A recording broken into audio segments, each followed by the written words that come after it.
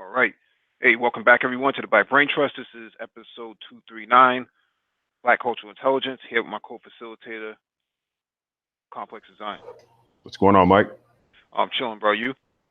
Good, man. Power outage in Boston, I see. Oh, man, it's been all over the place, man, from here to Connecticut. So, I didn't even know Connecticut was an actual state. Ah. Oh, man. Yeah. Please hit the like button as you come in. Share the video if possible.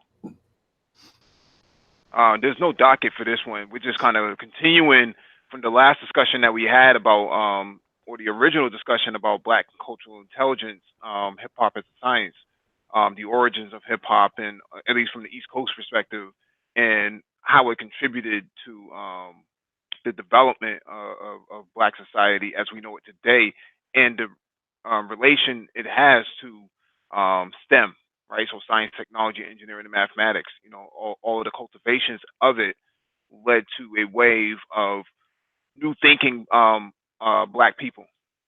So there's multiple areas of hip hop that should be acknowledged. Obviously, the mecca of hip hop started in New York, um, arguably the Bronx, and it spread, um, from region to region. So right now we're just talking about the West Coast era of hip hop and its contribution to Black culture, as well as the STEM aspect in relation to it as it stands. So, or as it stood before. So, Yeah. we just got a thumbs down. Interesting. You know what, man? It's almost at this point, man. We need to just go ahead and expect that every time we go live, man, it's just somebody who's going to go boop and hit that thumbs down button. hmm how can you hate on West Coast hip hop, man? So many great artists and MCs, DJs and stuff that came out of the West Coast, man. So many pioneers came out of there, man. Notably, Dre being one of the biggest architects of hip hop, coming from the West Coast, especially gangster rap, but hip hop more importantly. The contribution to hip hop is noted by Dr. Dre, man. But you know what, man? Let's start with Dre. I'll relay some of my experiences based on being involved in hip hop literally since the early '80s out here. Mhm. But we got to understand something about Dre. Even though he's and pardon me, y'all, man, allergies just is kicking right about now. But the thing about Dre is we have to look at the fact that if you follow his early production styles, right? If you listen to the early NWA stuff, it was all breakbeat driven, right? So even though NWA had it kind of represented more of what was going on in certain areas of LA, and I'm gonna make that a key point. Certain areas, right? Because not everybody was banging everywhere, Mhm. right? And in the places where you didn't have banging, you had a different sound Mhm. in terms of West Coast hip hop. There's what was predominantly marketed, and then there's the reflection of the geographic location as a whole. But when you really look at Dr. Dre and you listen to the production, it was all breakbeat driven.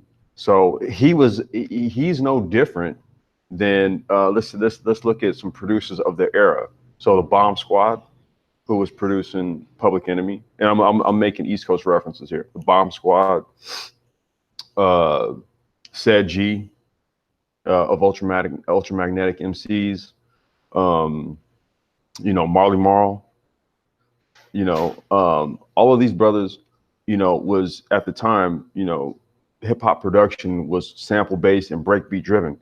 And if you go back and listen to all the early NWA stuff, all of it was breakbeat driven.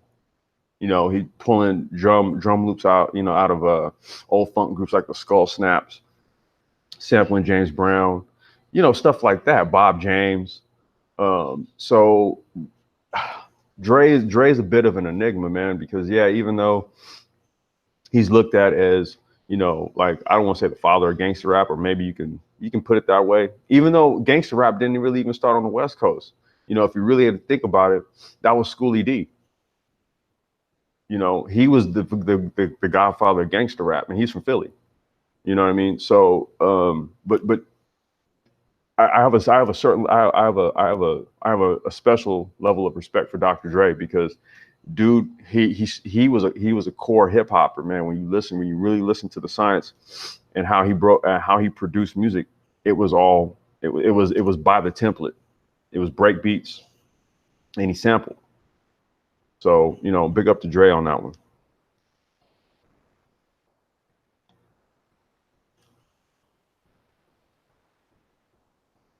Uh-oh. Mike, you there?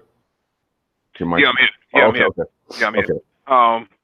Yeah, that's definitely a good intro because you look at the equipment they were using back then. Obviously, turntables. Turntables are Hmm. always your number one piece of equipment, and then you go into Dr. Rhythm, the DR-101, I think that's what it's called, which is a sample machine, and I Yeah. think it's a drum machine, sample machine. And you can just it's like a square.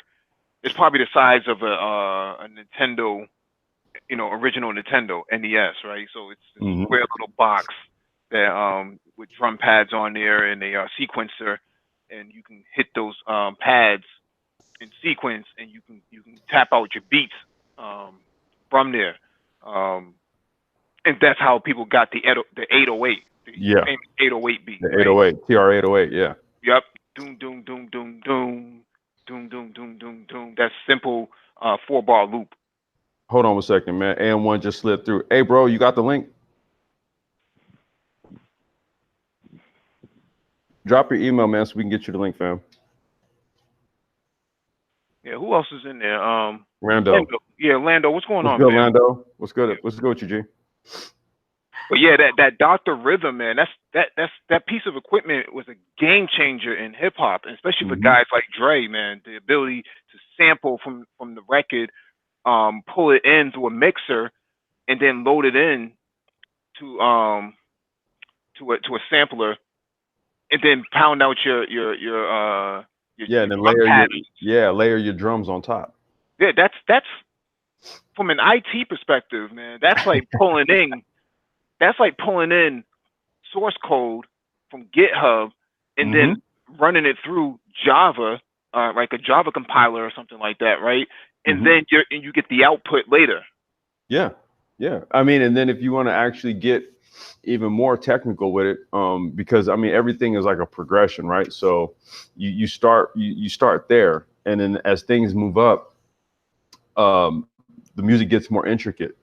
The the techniques, right? In terms of so like let's reference it back to like programming, what you're talking about, right? So Mhm. the coding technique becomes more articulated, more intricate. It becomes more it becomes more advanced based on previous code sets, right? That actually moved the level of sophistication up, right? So you start there, and then you start getting into filtering. Okay, so that's where I'm taking a loop. Well, I'm drowning everything out, and the only thing I got is the bass line, right? And then I'm gonna take that same loop, and then I'm gonna filter everything out, and then just get all like the horns and the highs and stuff like that, and then I'm gonna slap it on top, and that's how you get certain samples that strip away a lot of the other elements of the music, and you just pull out what you want, right? And then again, we're gonna layer our drums on top of it, or we might even pull another drum sample and like you maybe slice it up, throw it in on certain sections. It is very much it's a very much STEM approach because we got to understand, man, hip hop. I don't well, if we include groups like Kraftwerk, okay, cats from Germany, we start including them into the fold. What you start to see here, man, is that hip hop was primarily the first true form of electronic music, and you're dealing with machines basically. Mhm. We got away from we took from the acoustic elements of music in the form of sampling, but you were using machines, computers basically, right, to actually create out a sound algorithm, right? Because hip hop is a loop. It's a Yeah. loop. Yeah, go ahead, Mike. I'm sorry. No, I was just gonna say, let me drop the link in the chat for AM1 because I don't think he got it in his email. Okay. Um, But we got to pull that. We got to pull that right back out, man. We don't Yeah. want no trolls coming on. All right. Truth is, I know it. What's going on, bro? Oh, Truth is here too. Yep. I wonder how much hip hop do you know, Truth? Get on the panel. If you want to jump on, man. Oh, okay. Wait. And one said, okay, he's at a gig, so he just has to listen in. Oh, okay. Okay. Okay. All right. And one, I'm gonna rep for the Bay fam, because as much as I'm a LA cat, I'm also very much steeped in Bay Area hip hop as well. Hmm. In truth, if But you yeah. want to grab the link and jump on, man, we don't want to leave the link out too long. We don't want no bullshit going on with our hangouts. Yep. Yep. Yep. And then you have the TRS 80. I think that's Hmm. the synthesizer, Yep, if I remember correctly. yep. Um. And then we moved right on into like the late '80s, early '90s, and then we're talking about the SP 1200, Hmm. which is like the iconic drum machine, which had about 8 seconds of sample time. Oh, that was mega back then. You can Mhm. expand the memory on it too. Yep, you could expand it to like I think it's like 16 or I'm trying to remember 32 seconds. I think it was, you Hmm. know, and the SP 1200. I mean, I'll tell you right now, if you look on eBay, that machine is still sought after. I mean, you can download the drum kits from it, but as anything, man, when it's coming out of the machine, that's when you're gonna get the purest sound, right? You can Yep. get the drum kits and download them and trigger them into like all of your whatever they're using now. I think they're using Fruity Loops. Fruity Loops, Ableton. That's Yeah. like the big thing. Ableton is like the big thing that everybody's using nowadays, and I think there's a couple others. Pro Tools is going to be like your studio level stuff. Yep. Logic Akai. and Pro, Yep. yeah, yeah, yeah. Like Logic and Pro Tools. That's what we used. Yep. Because we did. My production partner he was sound engineer, so we Hmm. ran like a full on setup. Discussion. I'll start posting links to just joints and stuff so that people can go back and reference what we're talking about. And AM1, damn, this is me all day too. Yeah, I'm already knowing AM1. Like I know your era, fam. Yep. No, I mean, when you really think But about no, no, the Mike, you're right, man. The STEM part of it is in the actual machines that were used to create these sounds that we're talking about. right, right, you're pulling in compilers, you're pulling in code, right? Lyrics are code. We talked about this before, but Oh, lyrics is code. Um, yeah. and there's syntax, there's Boolean structure to it. Um, there's all types of. I mean, obviously you have 16 bars in the verse. Um, you got a hook. You got Mm-hmm. 3/16s in the whole entire song. Um, 45 seconds inside of of runtime inside of 16 bars.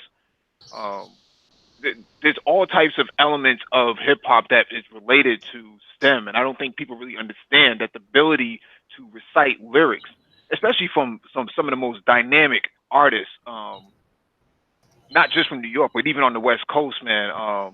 You think about the DOC, and I don't even think he is West Oh, Coast. I mean, he's always he was in Texas, right? he was But his originally from yeah, bars, he was originally from Texas, man. right, And like that dude to me, literally, man, he's one of them MCs, dude, that like never people really never got to know like that dude's full potential because he had that car accident right. and basically it crushed his trachea. Hmm. And it took maybe like 20 years for him to get his voice back, you know. But yeah, like when he came, and again, when you listen to, I'm trying to remember who Dre sampled for Is It Funky Enough? But when you listen to that joint, that was like some pure West Coast hip hop right there. It was street. It wasn't gang. It wasn't quote unquote gangster because DLC wasn't from LA. He was from Texas. He was from Dallas. Hmm. And I think the story was that he was just out here. He was out here like kicking it with a cousin who was down with, he just ran in the same circles with Dre and all them. And then dude was just like, yo, y'all need to hear my cousin spit. Dre heard him spit. Next thing you know, man, he had him on the track. Hmm. Hmm. Yeah. Now what I did post. Oh wait. Uh oh. Hey, we need to get. Let me get Reg the link. Reg just slid through. Hold on, he's here. The link is in the chat. Oh, okay, okay. Reg, hop on, man. Yeah. There you go. Jackson 5. Funky enough. There you go. Paul, shout out to you, fam. Um, let's see here. I just posted a link to the Jizza doing a TED talk on just that Yep. lyricism, and then he also did a he did a lecture at Harvard Hmm. about the same thing because it was a I think it was like an English professor or a linguistics professor who basically she had been like she was like an undercover hip hop fan like for years, right? Because she would listen to lyrics and she was just amazed at how stories could be told in a rhyme form using such a structured format, 16 bar rhyme style, Uh-huh. and the intricacy in which stories could be told through that. And she just could not put her finger on how it worked. So she brought her favorite MC in Jizza, Uh-huh. and he did a lecture about basically about lyricism. Hmm. And you got to understand something, man. Um, Unbeknownst to a lot of people, you've had a lot of institutions study hip hop from like literally like from a scientific standpoint. Like the limbic effects that it has. So when I say limbic effects, so for example, if I play some Wu-Tang stuff in like a crowd, Hmm. okay, that'll get way more of a more aggressive energy from the people versus if I play like some A Tribe Called Quest, All which right. is more jazzier type stuff, right? Which will give to a different vibe, and it's the frequency and energy surrounding it, and then as a result of that, what our limbic core resonates outward, right? So, like I said, like if I and I used to. I actually seen this stuff, man. Like when I would do hip hop nights or whatever, and let's just say it was like a Friday night, and it was like a full moon. Man, look, if I played aggressive stuff, if I played like a lot of East Coast stuff, if I played like cats like Mike, you remember Real Live? Yeah. You remember them cats? Yeah. Wu Larry. Tang. If I Yeah. played K Def and Larry O. K Def and Larry O. If I played like okay, Show and AG. AG is one of my favorite MCs of all time. Right. If I played some stuff like that, if I played any of that type of stuff, man, like yo, fight to break out. Digging in the crates. Yeah, Yeah. Digging in the DITC, crates. right? Yeah, like Freddie fight to Fox. break out. Right. You know what I mean? So they would also largely, man, hip hop culture was being studied from that side of things, unbeknownst to us. Now, when I was in the Zulu Nation, West Coast, and in our meetings, we would talk about this. We knew this stuff, and we would discuss it. And this is the reason why we were always lobbying like I'm sorry, not record, radio stations, right, to be more cognizant of what they're playing when they're playing it. Hmm. But then I started from them I learned that like, well, shit, it's a business, dude. So it ain't about like what the program director is selecting per se, but it's about who paid for how many plays, right? So it's But kind of above and beyond what you think at that point. yeah, but it was a culture before it was a business, right? So Yep. money was never really the initial factor, right? It was how sharp your bars were, right? Who was the Yep. best MC, right? The battle aspect, the competitive aspect. So before there was even money involved, there was cats out there who was in the back hallways, they were in the lunchroom, pounding on the table, getting that rhythm going, Right. beatboxing, right? The ability to freestyle a beat from your mouth and using your diaphragm to actually deliver the percussion behind it. Right. That's a different sort of element that hasn't been seen before from any other culture. Right. And the thing about it is that more so than anything, man. Um, so like the distinction between like say the West Coast and the East Coast, for example, right? So West Coast, what we defined as freestyling, right? Freestyle rap was like purely off the dome. Like literally, there's no premeditated rhymes, right? Like you literally coming off the dome. So like, I remember back in the day when I used to like, I would DJ a lot of DJ battles, or I'm sorry, MC battles. That was kind of like where I kind of got my rep up on, right? Was doing MC battles and stuff because I played the shit where some of the illest battles that ever happened in LA was just because I was playing the right beats to get these dudes to like come off the dome and like just say some real ill shit. Um, so that was like a mainstay. on the West Coast. Like even the gangsters, man. You gotta. I'm trying to think. Let me think back. Cats like. Well, you know what? Let me reference the Bay. Richie Rich. I don't know if you remember him. I remember him. Old school Bay Area cat. Yeah, dark skin cat. One of the illest, yeah, one of the illest freestyles, and AM1 can co-sign this. This dude would he could go off the dome for like 30 minutes. And Richie Rich was more like a he kind of he I don't know, I wouldn't put him in the same class of like Mac Dre, but Richie Rich was maybe kind of like a more lyrical Too Short in some ways. Not as stylistic as E40. He was more of a lyricist though.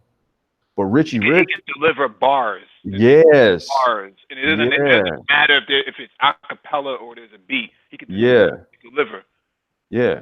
And so like on the West Coast, that's what really kind of solidified your reputation was if you could come off the dome, like literally, like you be in a cipher of cats, and you had dudes that just be rapping about he's pointing at trees and your shoes and you know what I mean. Then a dude like pull out his wallet and show his ID, and dude just start rapping about his his ID and stuff like that. Now that's not to say that the East Coast didn't have their the dudes that could freestyle because like you had dudes. Craig G is a legendary freestyle rapper. Supernat, legendary freestyle legendary freestyle rapper. Most Def could even come off the dome pretty. He was legit coming off the dome.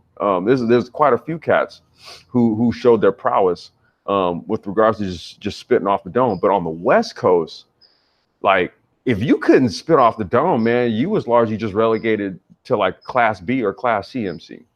Right, your Class A, or your elites had to come off the dome, man. Real talk, and you had to be battle tested too. MC battles on the West Coast is largely is what determines your rank out here. But like before this whole new shit, this new era, on what we're doing. Before that though, man, you had to make your rounds, man. You was doing like, you had to do like, you was battling in ciphers at like Lotus, Unity, Elements, you know, sessions, the basement battles, which is where I was doing I was DJing a lot of the MC battles and stuff like that. I was doing the basement battles. So, that was kind of the mark of the West Coast. Now, with this video, you had Souls of Mischief. We use them. And let me start dropping links as we're talking here. You have Souls of Mischief, who in my view, they're like one of the most seminal West Coast artists to ever come out. Because when they came out, this was 93, right? When they came, 93 Till Infinity, right? That was the first joint, Yep. the first single off their album. Mm-hmm. All them dudes was like 18 years old. Mm-hmm. All right. And when you watch that video, you see them they're kind of slightly prepped up. At the same time, man, they really represented the town, in terms of just like what the vibe was and what like young black brothers at that time and how they was coming out. Them Casual, Dell preceded all of them. He was the first one out of High Road to come out. Yep. And for y'all that don't know, Dell is Ice Cube's cousin. Yep. They cousins. So if you listen to Dell's first album, you'll hear Ice Cube on it actually talking shit about Dell. It's jokingly, but Ice Cube was like one of the producers of Dell's first album. I Wish My Brother George Was Here. What we also don't know is that Dell wrote Yo-Yo's lyrics. Yeah, Dell was writing Yo-Yo shit. Like the female that was down with the lynch mob and all them, right? With Ice Cube. That was Dell writing their stuff. So I got to really shout out Del the Funky Homo Sapien because that dude is like an unsung legend in a lot of ways, man. He was always kind of quirky and off to the left, but Del is like one of my favorite all time MCs, man. I love some Del the Funky Homo Sapien. But yeah, man, even Del, dude, off the dome, Del would spit for like 10 minutes, dude. Like that dude catch that dude in the right moment, Del just go off. You Tajay, Opio, Festo, A Plus, all them dudes, Casual. Oh man, yeah. Well, so to put emphasis behind what you're saying, a person who can spit off the dome it would be considered improv, right? Mm-hmm. Improvisation, yep. right? So the ability to act out on a whim. And that's what guys who can spit. That was their notoriety, right? Their Mm-hmm. ability to think. Because in order to deliver bars consistently without messing up, or even just a slight blip, right? Mm-hmm. You had to have a mental capacity that was of a higher level.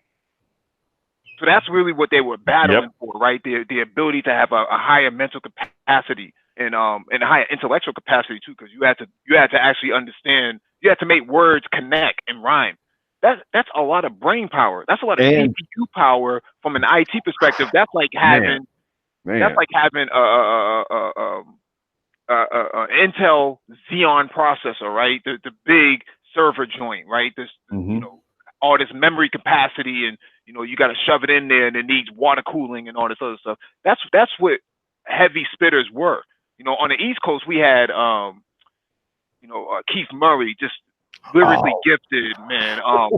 Raekwon the Chef, yep. man. His Yep. bars were just. If you ever look at his hip hop quotables in Source magazine for like Duck Season and stuff like that, I could read that 1,000 times. I have no idea what the hell this nigga's talking about, but Mm-hmm. yo, the bars are so heavy. Yeah. It's Yeah. crazy. Well, that's the thing. Sometimes what you had to do, and just let me shout out a couple people. Richard Brandon, he mentioned Freestyle Fellowship. Fam, I'm gonna get into the whole Freestyle Fellowship project blow. I'm gonna get into that because that's what I come up out of. So I'm gonna get into that one. Snoop, that's another thing. Bloodsport One posted. Yeah, yeah, dude. Snoop was another one Hmm. that he could just go for like 20 minutes. He would just freestyle off the dome. He can still do it today, actually. He's still real with his, man. He's still nice with his. Um, but back to what you're saying, Mike, you're absolutely right, dude. And there's a couple battles I'm gonna post too from like some of my club days from back in the day with like some of the dudes who were like tops. These were dudes that, let's put it like this. There was a time like back during like the Elements days. Like Elements was this like legendary spot that went on in LA. It's a hip hop spot, and every Sunday, and they had the Elements battles, right? There were times like Eminem slipped through one time, and Eminem didn't want no smoke from nobody there. Everybody was waiting for this nigga to come in, and they was like, we gonna get at this dude. And Eminem didn't want none of it. And these are just from like my dudes, like just dudes that I'm tight with to this day, like cats that I know. Em didn't want none of it. He didn't want no smoke. You know what I Well, mean? So it's like I'm gonna post some battles from some of them dudes, so y'all can like listen to how what you were talking about, that improvisational sort of like that CPU power that you're talking about, right? Where it's not only just the ability to on the fly make rhymes happen, but to such a level of depth where there's like 3 or 4 layers of meaning in it, right? And then also in addition to that, I just referenced a line that I just spit like three or four bars ago. All right, I'm connecting stuff right. from 3 or 4 bars ago, to this point right here, bro. Like you said, man, like you need like water cooled. You need water cooling for that type of CPU power. Right. Right. A lot of guys don't really realize that having that sort of mental capacity, and then you transfer that into technology and the ability Hmm. to write Python, C++, C, C, Java, JavaScript or something like that, HTML. If you can, if hip hop artists were in the tech industry, we would dominate the whole entire industry by and large, because the ability to recite a whole album. Let's say an album has 12 tracks on average. Hmm. 11 of them are probably, you got an intro, you got an outro, right? So you got 10 tracks altogether or something like that. You got to Hmm. memorize 316 for every single track. So that means you're memorizing, you know, X amount of bars, man, and it has to be the similes and things like that that go with it, because depending on kind of rhythm, whether the rhythm is slower or faster, whether it's 2 bar loop or 4 bars, um, all types of ad libs that go into it. So ad libs, in the tech field would be like annotations to some of the code, Yeah. right? So you have pop ups and stuff that goes with it. There's so many aspects of hip hop that doesn't really get its credibility. I'm not talking about I'm not talking about guys who wear dresses. Young Thug and all these other. Though I don't consider those guys hip hop. Hmm. I consider what I consider hip hop are guys whose lyrics are hard hitting. They have meaning to them. They're not just rapping just to be rapping. I know people say Eminem. You got Stan fans out there say Eminem's in the top five dead or alive. That's debatable. I personally don't see That's Eminem. I'll tell you right now. That's like, man, look, I just told you there were times where he slid through and he didn't want none with nobody that was there. Right, You right. know, like remember, do you remember this cat named Idea?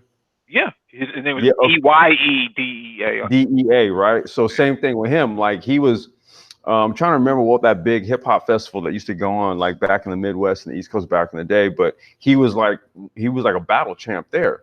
But when him and Slug from Atmosphere and all them they came out, and I was actually I rolled with them over to to the Elements battle one night, and everybody heard that like Idea was going to be sliding through, right?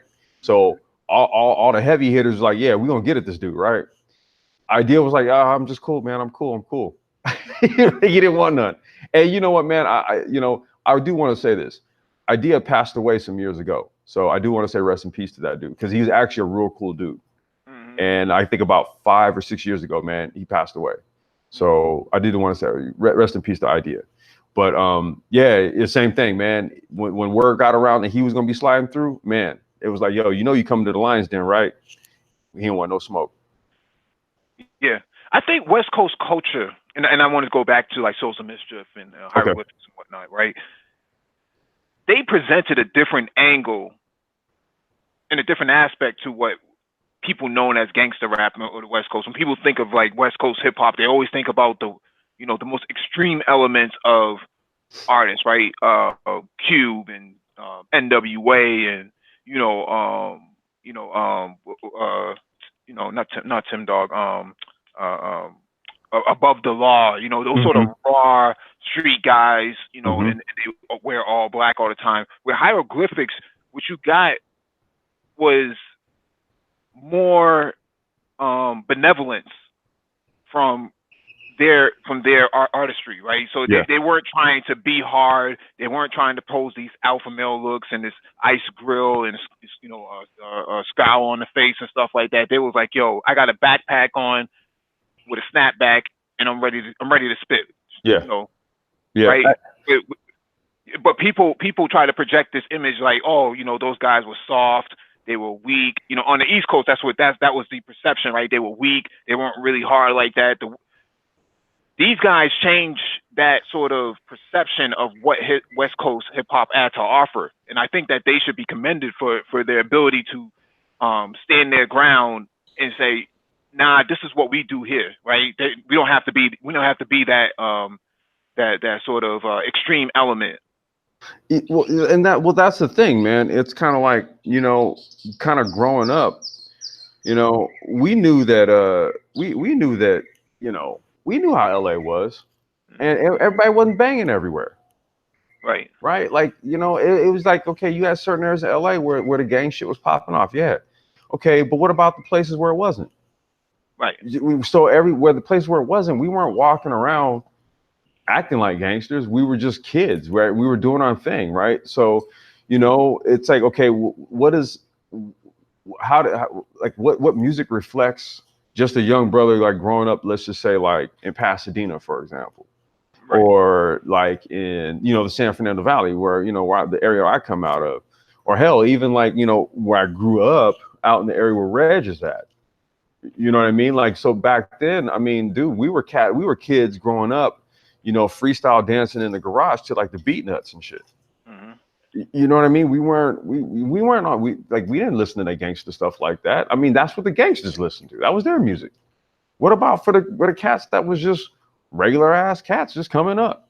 That's where your Souls of Mischiefs, your Del the Funky Homo Sapiens, your Far Sides. Man, first of all, shout out to the Far Side because to them dudes truly represented just like the average everyday cat from LA. Hmm. You know what I mean? Fat Lip, Monty, Trey, Romai, big ups to all of them. And my mentor, their first DJ Mark Love. You know what I mean? So that's like my first mentor in DJing, and he's Zulu King here in LA. That's who brought me into the fold. Mhm. You know what I mean? So like in the family tree of like West Coast hip hop, my line of succession includes like the Far Side. My other mentors is Bilal Bashir, who came from the Bronx. He was Divine Stylist producer because Mhm. Divine they all relocated to LA, and so when Divine Stylist came out, he was a LA. He basically came out as a LA artist, but he's from the Bronx. Uh-huh. You know, Bilal's from the Bronx. And so like the generation that came after him was like Bilal's brother, Takbir and Ryu, his group called Styles and Beyond, which is another one of like the illest West Coast groups who never just really got their just due. But they were produced by Bilal and Divine Styler. And so I came up under them and Space Boy Boogie X, who came up under so he came up under them, I came up under him, and Space Boy was also producing for the Far Side. So that's kind of like the branch that I come from, right? So there's a lot of history in the branch of music that I come from, but that branch is predominantly West Coast. It don't really have nothing to do with gangster rap for the most part. I would say the one element of the branch that I come from that does deal with it was Bilal was also Ice-T's producer. So like the whole scheme team. I mean, I'm not the scheme team. I'm trying to remember the name of like the crew that they was Ice T. It was Ice T, Everlast, right? The cat from Yep. House of Pain. Okay, Everlast, Ice T. Who else? 7A3, Mhm. Coolin and Cali. I don't know if you remember them cats. Yep. Okay, that was that whole branch, and it really wasn't no gangster music per se. Ice T was just street rap. Mhm. You know, Yeah, Ice. he rapped from that you know criminal perspective. Not to Yeah. say that it's negative, but it was a criminal perspective. He rapped from that perspective. Um, I think that the licks, Oh, which is the alcoholics, they don't yeah. always get a mention. The licks, and then out of the licks came um, Exhibit. Exhibit Hmm. was a different animal, for West Coast hip hop, right? He represented an element that was like, yo, from the East Coast, we were like, yo, this dude is ill. Yeah. Yeah. You know where Exhibit's from though? With He's from New Mexico. wow, He's from New Mexico, dude. He relocated. Yeah. And so you had let's see, you got Tash, J Ro, and I'm trying to remember Murs. what from the Alcoholics. Cause the Oh, why am I now I'm drawing a blank, dude. Cat who was producing Alcoholics. Tash, J Ro, they was two MCs, hmm and why am I forgetting his name? But he's from Cleveland. He's from Ohio. hmm The producer of the Alcoholics is originally from Ohio. You see, so it's like even with a lot of He's these Swift. E Swift. There you go. Yeah, yeah. E Swift was from he's from Ohio. So I mean it's like yeah, when you hear like see the thing is you had like a lot of dudes who could come to the West Coast and because the West Coast was really so free flowing and it's open. Right. That's what I mean. You had cats like the DOC, he came from like Dallas and it was just like, yo, just do what you do. You Cat know what it is about the West Coast was that it's the weather, right? So in New York, you got to go through four seasons. So Yeah, yeah, cats yeah. will always lay it up. They were always shifty and grimy with the scully cap, and you know they were just on. They were just the culture was so much different because of just the weather aspect. Just because of climate change or something like that changed their aggression, right? So their mentality was really on edge all the time. Whereas on the West Coast, you can get the Far Side, you can get the Yeah. hieroglyphics, souls of mischief sort of diversity because the weather was different. Cats were in a different area of the city or a different area of the state, so they didn't have to go through a lot of the um, hurdles that a lot of guys on the East Coast a lot of artists on the East Coast had to go through. They had to live in the projects. They had to live, always on, with the pistol on them and stuff like that, and all of these social hurdles that have impacted them, right? Social impacts.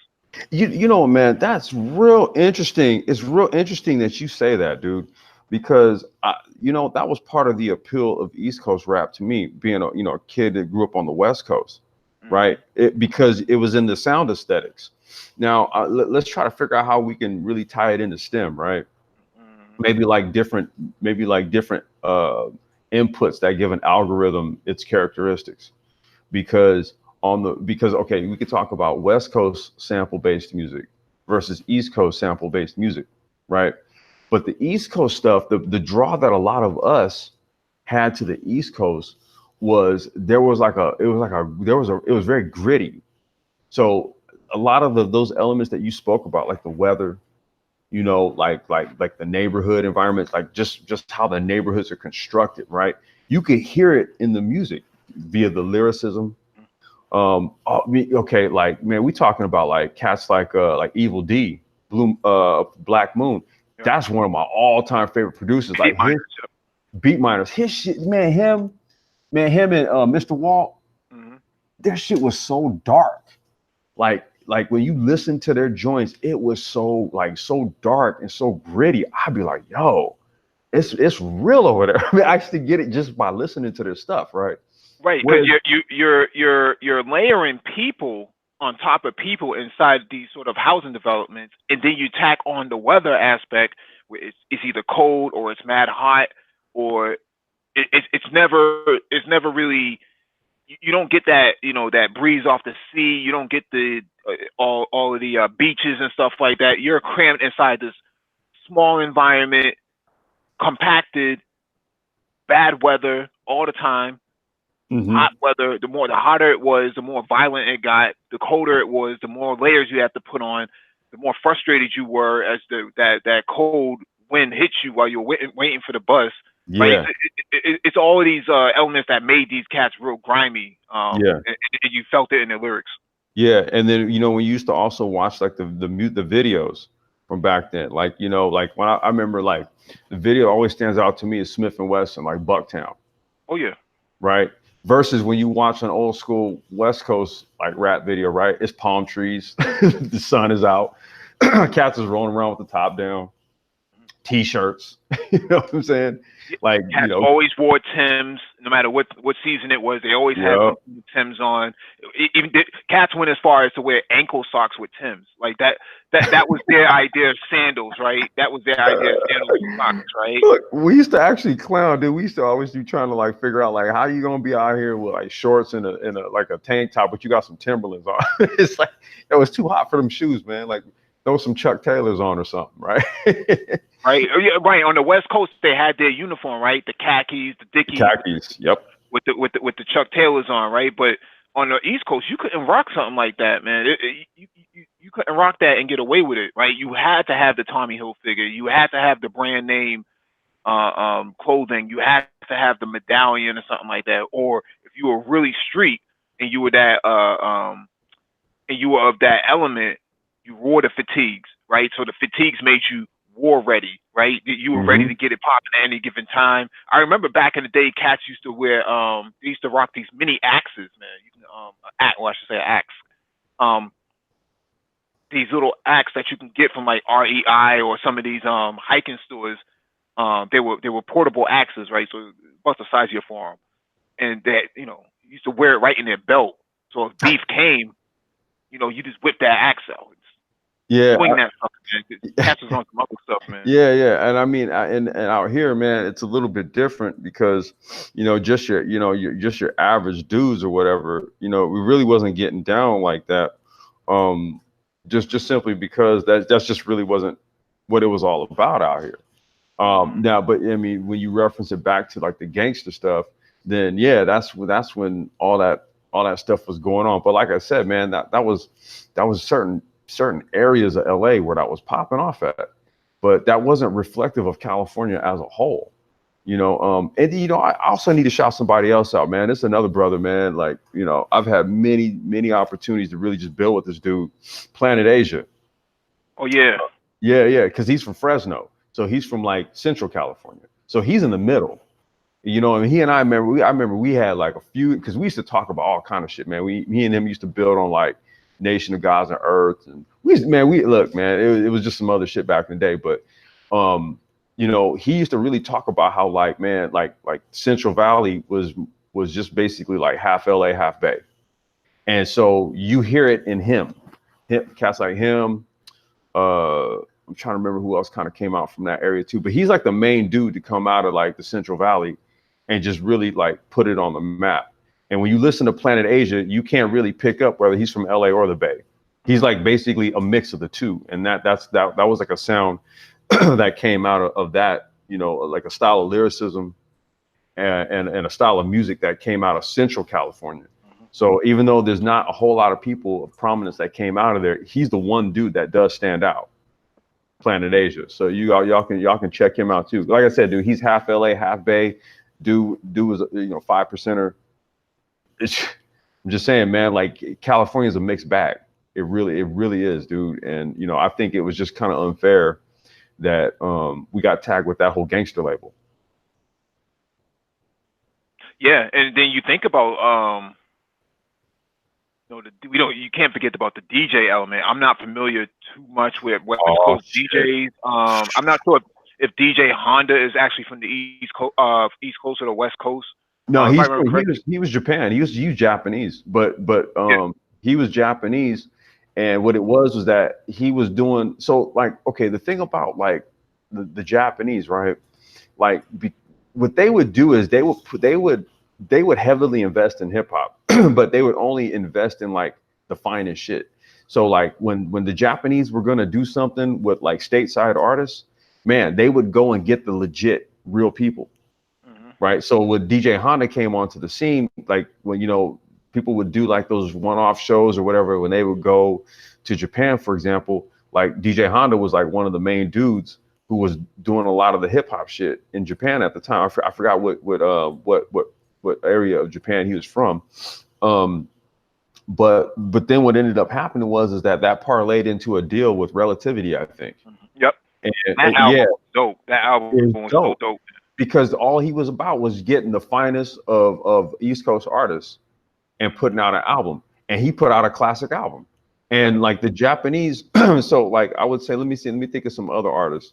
Um, this is kind of more of he's more obscure, but he's from a group that a lot of that did have a lot of notoriety, Living Legends, right? Hmm. Which is where Merce came from. Merce was a part of Living Legends, Yep. right? Mystic Journeyman, The Grouch, all of them. Like, and those are all my folks, man. Like some of them dudes used to be my roommates for some time. Ninth Wonder. Ninth Wonder's from Little Brother. Okay. Okay. That's right. Yeah. Yeah, from Carolina. Um, um, well, I mean, I think you're thinking that because Merce and Ninth Wonder did an album together. Right. Right. Right. Yeah. But shit, man, we over here talking. I'm supposed to be dropping links. Because there's a video we did for Merce's album, and we actually shot it and edited it at my crib. Right? You know, but this cat Arata, he was from Living Legends too, and he was Japanese, and like he even like he slept on my couch for like 2 months. You know what I mean? I'm trying to think. But that's Nujabes, he was down with 5Ds and all of them cats out of Cincinnati. And all right, rest in peace to Nujabes. He passed away too back in like 2011, I think. You know, so I want to say rest in peace to him too. And he was a notable producer.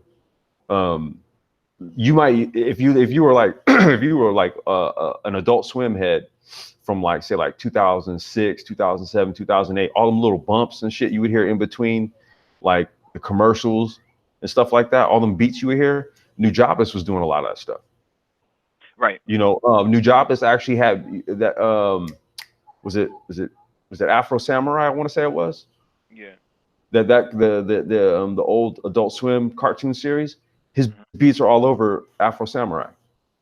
You know what I mean? So he was one of these. Like I said, there's a lot of dudes like they were unsung, and people really don't know about them. But then as soon as you start referencing things, then you're like, oh wait, that was him. It's like yeah.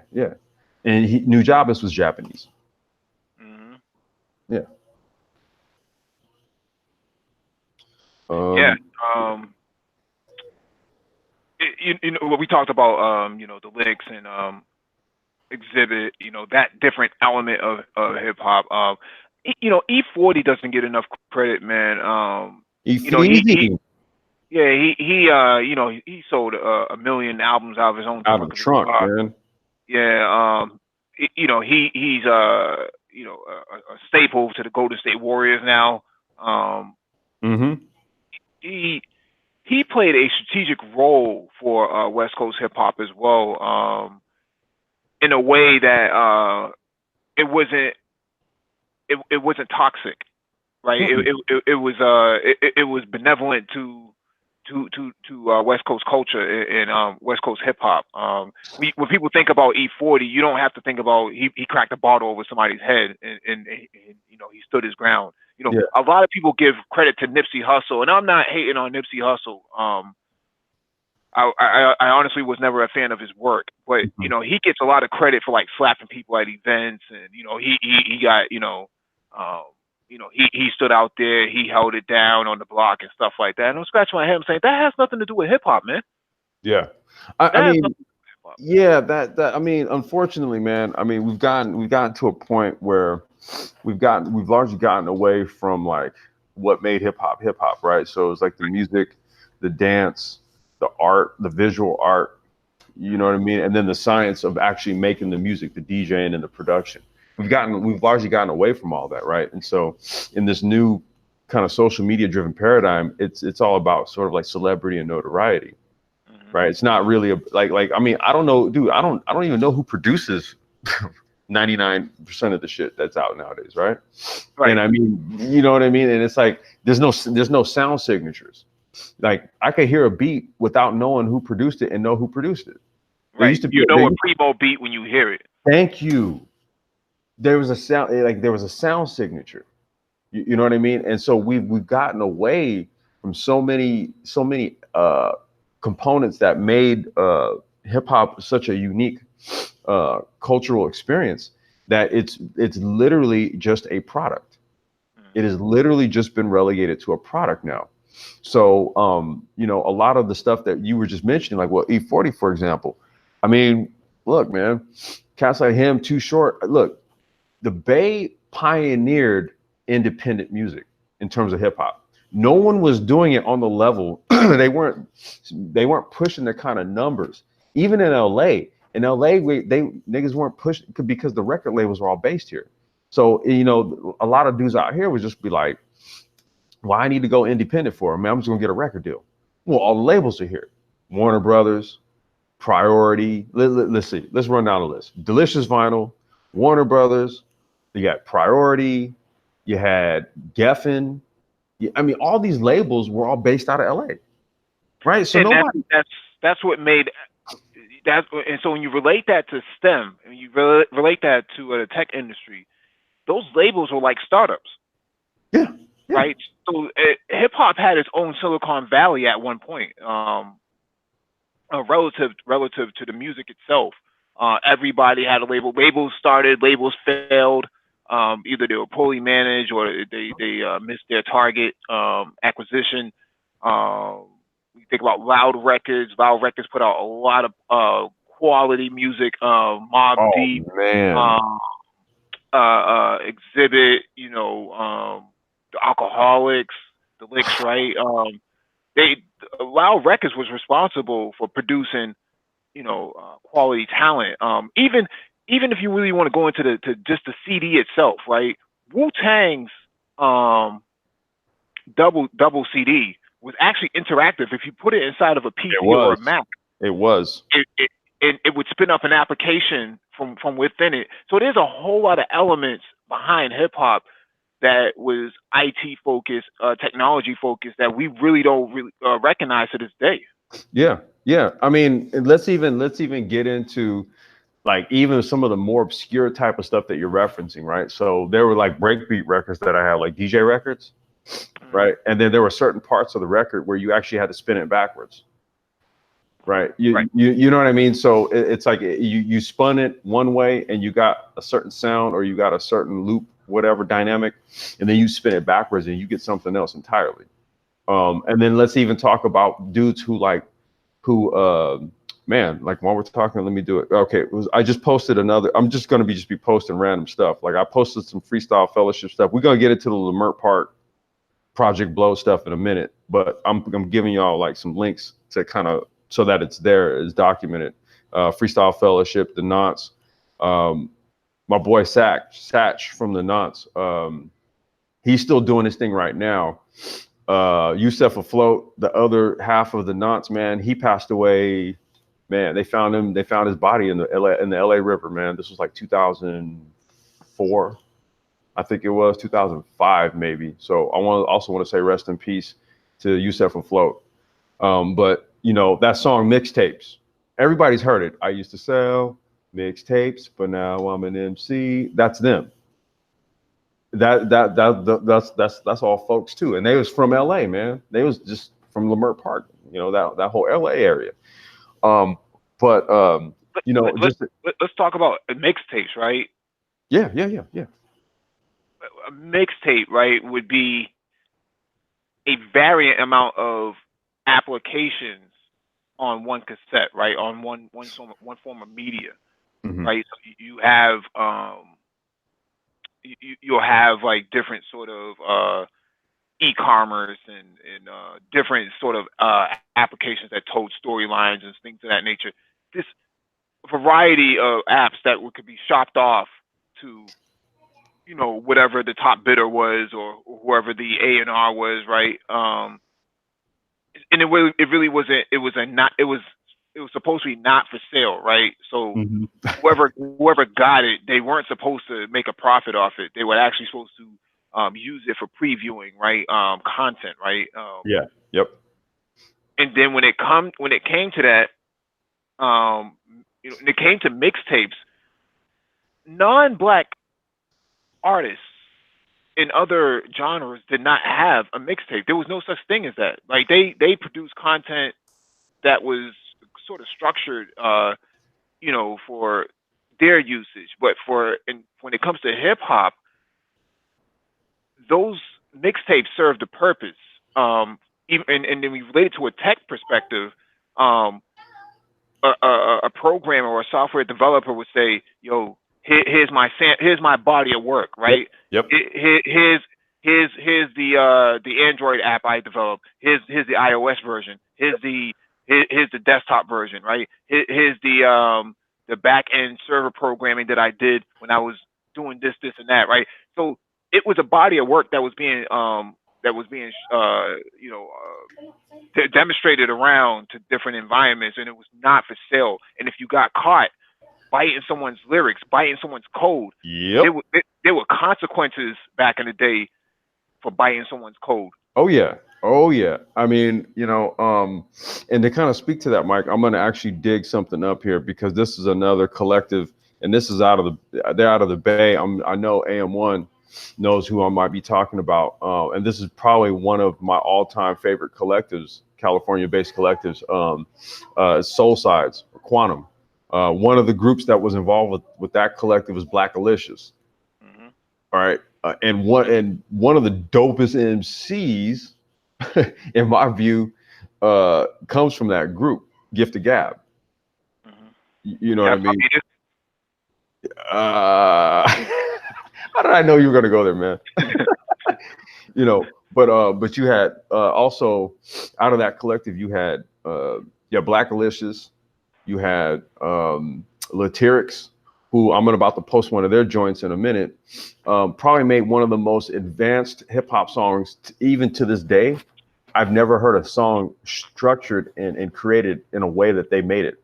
The only other people I would put on parody who have done songs like this, and I'll dig something up from them and post it, would be 5Ds, the dudes out of Cincinnati, where they basically took they took the same, they took one verse, right, or one verse, and then what they did was they took the verse and they rearranged all of the words 3 different ways, and they made 3 verses out of the same collection of words, right? Hmm. So Latyrix, what they did was they had, so Latif, the True Speaker, is on one channel. He's in your left ear rapping, and Lyrics Born is on the right channel, right, rapping in your other ear. And so there's 2 people rapping at the same time, right? But the way the song was engineered, you don't really hear them rapping on top of each other. You just hear 2 people rapping. One's in one ear, and one's in the other. Hmm. And then like DJ Shadow throws in like these insane breaks, right? Where he basically chops the shit up into 30 seconds and 64ths, and he rearranges. It's like some of the most advanced shit that I've ever heard. And the song itself, it came out in '96. So the song itself is like 23 years old. It's amazing to me. Even when you hear it now, it sounds like some shit that you've never like that's never been made before, and it's actually 23 years old. Mhm. So I'm gonna dig that up too. But just what you're talking about though, how they're them kind of coming out. They came onto the scene. They had a there was a it was called Soul Control, and it Mhm. was a mixtape. And like so, DJ Shadow and a few of them dudes like Latif and all them, they used to go to UC Davis, and they were on the college station at the time, and then they would just do it was KDVS. I'm pretty sure AM1 knows this shit. And they would be doing the radio shows there. So they took like kind of like little excerpts of them freestyling like live on the air and stuff like that. And then it was then kind of mixed in with like actual joints that they had produced, just songs that they were making.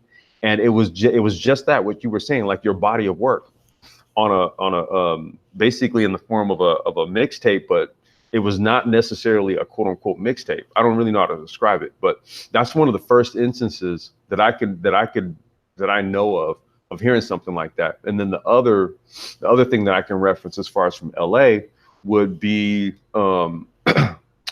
I'm trying to remember the name of the project, but it was a Project Blow. It was Project Blow. I'm trying to remember the name of the project, but they came out with two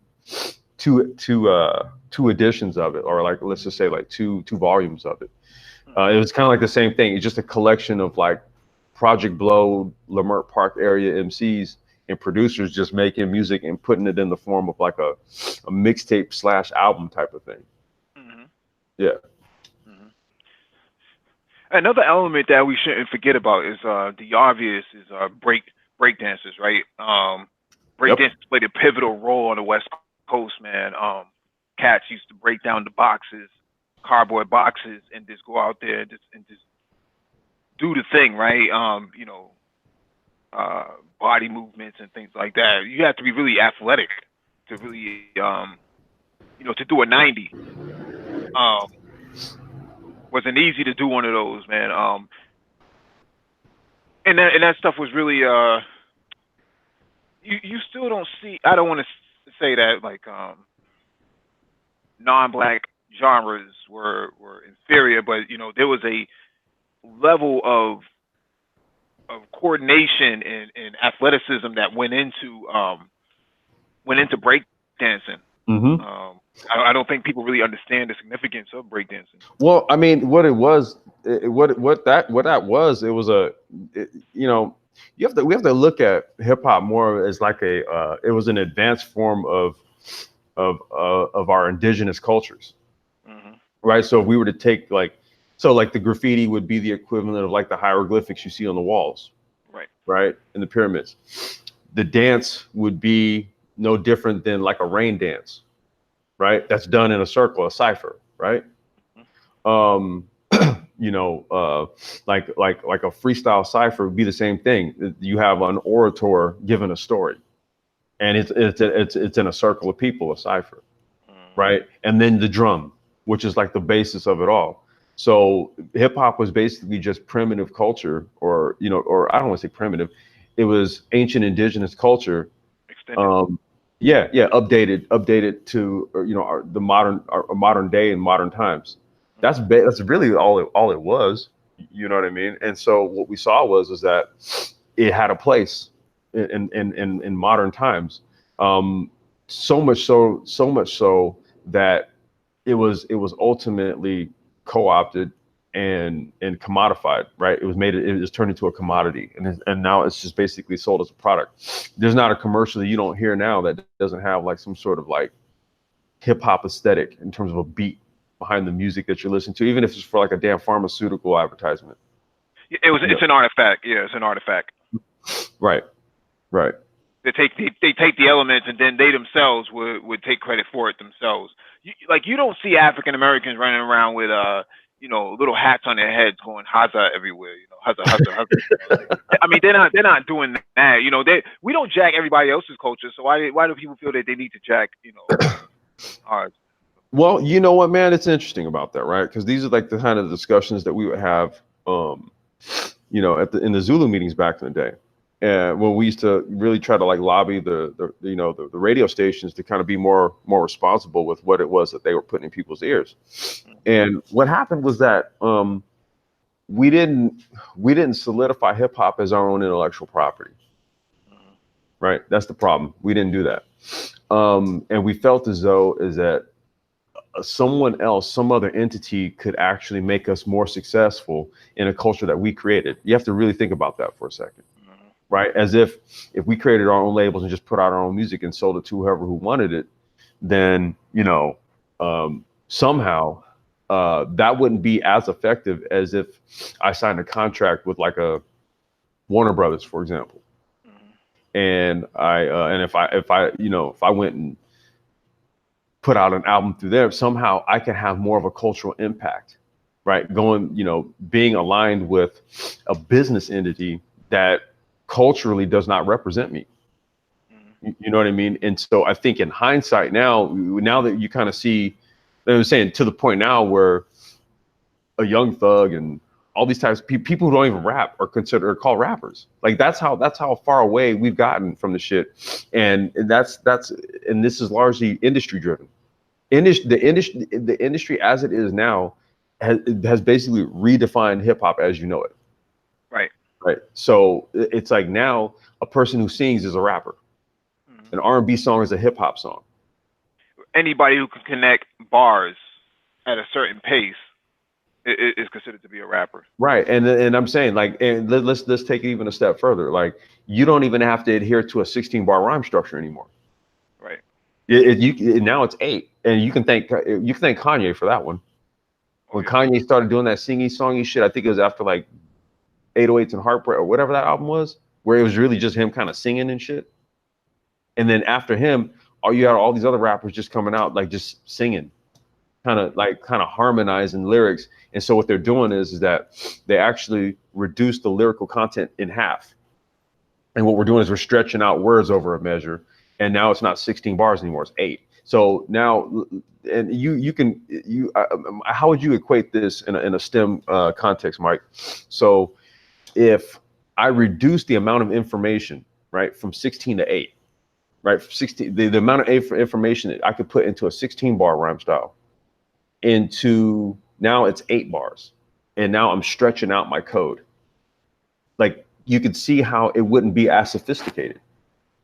Well, you're cheating. You're basically cheating your code, right? You're making you're basically putting up what we consider to be garbage code for the most part as a way to fill in to say, yeah, I have an application up and here it is, and it only does like one thing, right? So in the tech world, we would call that micro architecture or microservices. Not that microservices is bad, but it doesn't tell the whole story. So what happens here when you shorten code, you segment the code, but you also fragment it, right? Because it's not always complete. Right. So you don't get the complete application. You get half the code, and then you gotta kind of fill in the blanks somewhere else by improvising different ways and methods, right? So if you think about App Store, right? iPhone apps and stuff like that. iPhone apps, for the most part, were websites that were wrapped into an application code, right? Into code code, right? So yeah, the iPhone had a lot of apps. Apple bragged about how many apps they had in the App Store, but a lot of those apps were just websites in code. So you didn't have a full application. You just had a website. Yeah. Just as that. Whereas full application would be something like Microsoft Word or Visio or something like that, or Adobe Premiere, right? That's a full application. These guys today are basically throwing up apps in the App Store and saying, "Yo, I'm a developer now." No, you're not a developer. Right. At least not in the way that you're thinking. You're not an artist because you're and now guys are going to they're outsourcing their lyrics to other people. Okay. There we right? go. Now Ghostwriters, we got other people writing your shit. Yep. There you go. ghostwriters, right? So now ghostwriters are the new outsourced, developers in the hip hop community. This was unheard of back, in the 80s and 90s. Dude, You would that was have somebody, sacrilege. It was sacrilege. It was like I couldn't take you seriously if you weren't writing your own shit.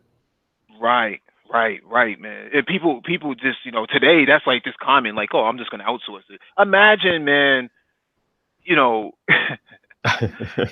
Imagine if KRS, if people found out KRS One never wrote his lyrics, man, he would be laughed out of the game, right? But today that's common, and people brag about it, like, oh yeah, I talked to this guy, he's gonna write me a hook. Are you kidding me?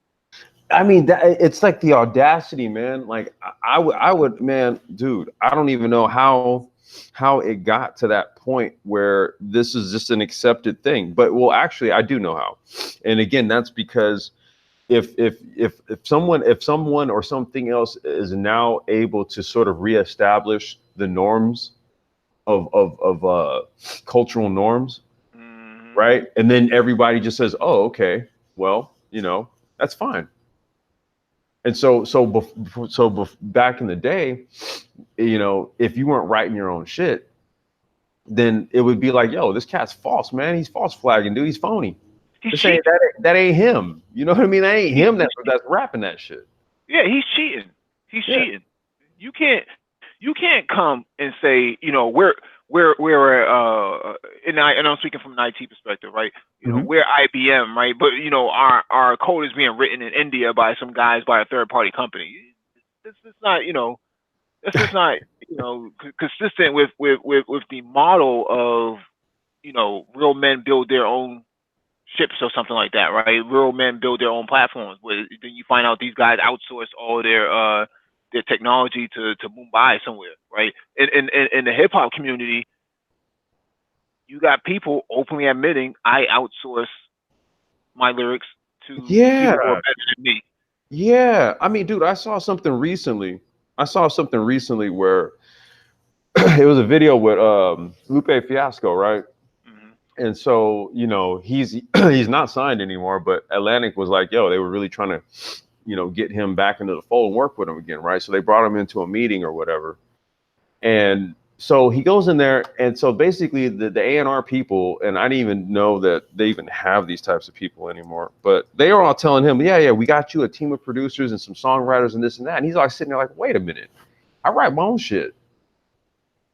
Hmm. Like he couldn't fathom like why he would rap somebody else's lyrics. Hmm. But they're pitching it to him like they're bringing him the best and the greatest of the songwriting, the songwriters and the producers and this, and he's sitting here like, man, what the fuck are you guys telling me? I write. He's like, look, there's no one you could bring in here that can write shit better than I can write it. Hmm. And he's like a holdover from the old era. You know what I mean? Whereas you take some new cat and he comes in there and he's like, oh, really? They're gonna write my stuff? They're gonna write my stuff? Oh yeah. And Lupe was like, I can't believe this. He got up and just walked out of the meeting. Walked right up out of the meeting, man. Yeah, that's what it's come down to. These people who don't understand the culture will come in and try to deconstruct things. Try to make it more profitable for them, but not really benefit the culture. So they've completely turned into they're basically the vultures, man, just swirling around the black community looking for artists Right. and looking for startups, right? The labels, right? The new startup labels and stuff like that.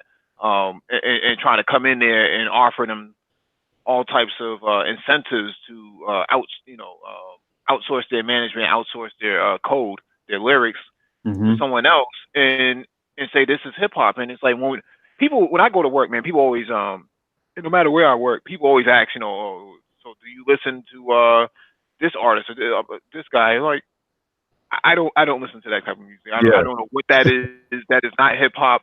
Because sometimes they'll play it in the office. They have like Pandora, right? A corporate subscription to Pandora, and they'll play that in the office, and they're nodding their head to it, and I'm scratching my head saying that is not hip hop. I don't know what you guys are nodding your head Yeah. to. But then they're like, oh well, what do you listen to? And it's like and I'll pull up some stuff in the '90s, man. I'll bring up, Cash Rules Everything Around Me, or Mm-hmm. AZ, Sugar Hill, or More Money, More Problems, man. This The '90s had '90s hip hop on the East Coast or the West Coast, man, had some of the best lyricists that you could find, man. Whether it was Raz Kaz, whether it was Yeah, I got to bring up my boy Raz. yeah, Raz Kaz, or uh, um, West Coast Connection, right? Mac 10 and those Yeah, guys, yeah, yep, man. yep, yep, yep. They just had better lyricism back then. The lyrics were more authentic, if that makes any sense. But now you just have people who are just repurposing code from other people and then saying that, yeah, this is our stuff. We're programmers now. It's like, no, you're a script kiddie. In the tech world, you would be considered a script kiddie. You And you copy know, someone else's code and you try to use it as your own, pass it as your own, and then you said, well, I'm a hacker now. No, you're not. You're a liar. and you know, Mike, the other thing about that too, man, and I'm gonna post I'm gonna post like some classic. This is the shit that put Razzcast on the map. Like when he dropped this joint, and this was independent, man. He dropped. Oh, now that I'm really thinking about it, I got some other shit I'm gonna drop too. Like these are like other folks that was like around. They were like clicked with Razzcast back in the day, but you had Key Cool and Rhetmatic. So DJ Rhetmatic from the Beat Junkies and Key Cool. Rhetmatic is Filipino and Key Cool is Japanese. Hmm. You know what I mean? But these were like some underground OGs from back then, and like Razzcast was a dude that was working with them and stuff. So I'm gonna post some of that stuff too. But you know what's interesting, man, is like when we talk about how like we now when you attribute lyricism, so you have these new cats like what's this dude's name? Logic, I Hmm. think is that his name. So now the new face of lyricism, right? Of right like intricate rhyme schemes and stuff like that. And really like even listening to him, I mean, I'm not really trying to shit on him, not like that. Like I'm not, I don't really have an opinion about him, outside of just being having an objective viewpoint of it all, right? So now it's like supreme lyricism, quote unquote, is really the face of it is white now. Hmm. Okay, black artists have now largely been relegated to like being Hype men. um, like either hype man or like um, kind of like how do I say this dude without I'm trying to keep this in a safe space. Kind of like sexually ambiguous. A lot of black rappers that come out now, they kind of have like they Crossover. yeah, let's use that term. That's what is largely attributed to black quote unquote hip hop artists nowadays. And like any sort of like actual lyricism that you hear, it has a white face on it now. So now it's been flipped too. It's all and now it's also been flipped. So that's the other part to it, man. But Right. like They make the white male the alpha male there you of hip go, there hop, you go. right? Everybody's a Stan fan. Everybody loves Eminem. Top five dead or alive. They're putting him next to They put him next to they didn't rock him and shit. yeah. That's their great white hope, right? They for whatever reason they seem to love this guy. Eminem, Machine Gun Kelly, like Yep. these guys would never have gotten a chance. And I'm not trying to No. Be rain, real about rain, it. rain. No, I'm not trying to rain on Eminem. I'm saying I think Eminem is a great lyricist, but I don't think he's. I don't think when it comes to top five dead or alive, you have to put an asterisk next to his name that he is excluded from that this genre because the history of hip hop has been so marginalized by not just the mainstream media but by the federal government. He did not play he did not contribute to the advancement of it. He came in at the end when it was already taken off the ground, right?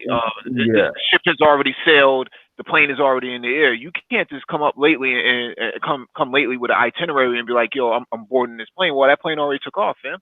But you know what? To be fair to him, to be fair to Eminem, he never accepted that. When you really like when like dude, he's always deferred, man. Like to be fair to him, because he knows who put him on. That was proof, Right. right? He knows all the Detroit niggas that came on to the scene before him. He knows what was going on in hip hop, man. And if you go, oh, by the way, dude, Wacky World of O wants the link, bro. Can we send that to him? I sent that to him already. Okay, all right, cool. He'll be on in a second then. So to be fair to M, he never owned that, right? That's kind of what it was that was trumpeted up. Even though you had people like Busta Rhymes come out and be like, oh yeah, Eminem's one of the greatest all times, and you know what I mean? That's for political reasons, though, right? I get it.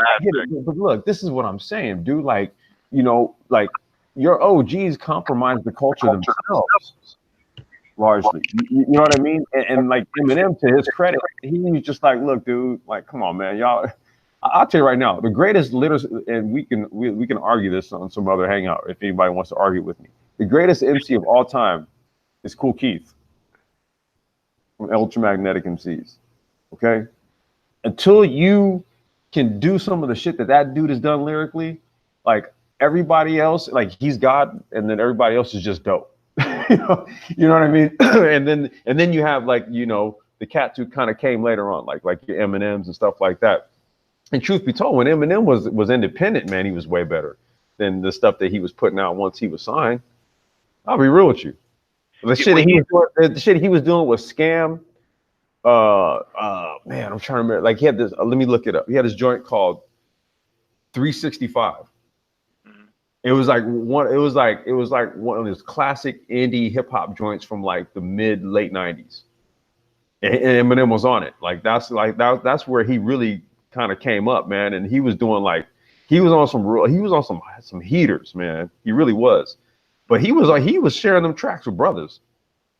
Make no mistake about it. But he had to, right? The industry was predominantly black, right? No, I mean, exactly.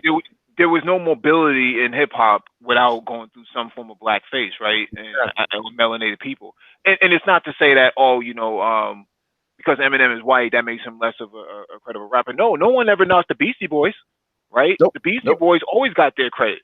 Yep. So it has nothing to do with him being white. It has to do with the overhyping of an artist who, realistically speaking, is average at best. Because there's been many other lyricists that were out back in the day that don't get any credit, in terms of top 5 that are alive. Like those guys don't get any credit at all, even though they were dope. Cool G Rap being one of them. G Rap, don't wait, Wacky, you there, bro? Yeah, I think he's having mic issues, man. Hello, can you hear me? There you go. Yeah, what's going on, bro? Yeah. No, I was just about to say, when someone says that, Eminem is the greatest lyricist of all time or the top 5 greatest lyricists, like that person stating that Eminem is a better lyricist than KRS-One, that right. Eminem is a better lyricist than Chuck D, that Eminem is a better lyricist than Big Daddy Kane, that Eminem is a better lyricist than MC Shan or Craig G. That MC Shan, excuse me, I don't even think that Eminem is a better lyricist than MC Light. No, not at all. MC Light will kill him. Oh, I'm not taking anything away from Eminem. Eminem is, like you said, he's average at best. Mm-hmm. But come on, if someone puts him in the top 5 or even the top 10, I could already tell that person knows hip hop. Exactly. Yeah. They don't know hip hop, dude. Well, they don't care about hip hop either. They don't care about hip hop as a culture. They care about, the social aspect, because as social media integrated into the culture, people jumped into hip hop through social media because of the access that they had. Right. In order for you to really understand who these underground artists were, you had to be in the mix of the scene. You had to show up at these events. You had to be at the battle events. Yep. And stuff like that. Before there was a Facebook, before there was a YouTube, you didn't have, this sort of broadcast media available. So you had to go to the battle of the DJs to really know who the real DJs were and what they were using and stuff like that. The battle of artists, right? The underground artists, man. You had to go to the basement scene, or you had to go to the nightclub scene and really see who was really popping. And if you didn't really catch it, you had to wait till Source Magazine came out next month with the next issue to really find out who was popping, who unsigned hype. They had unsigned hype. That was their way of promoting, underground art. Yeah, they send your demo in, and if they checked it out, or you know, or you have people like Stretch and Bobito, Hmm. like basically bringing you through. Like if word got around, like yo, you need to put this cat on. Then like once you hit like once you was on Stretch and Bobito, like you was legit. Yeah, I mean, I remember in New York City when Stretch, when he had his radio show in New York City in Hot 97 late at night. That's when that's when I had exposure to certain underground MCs because at that time I was too young to visit the club. So yeah. Yep.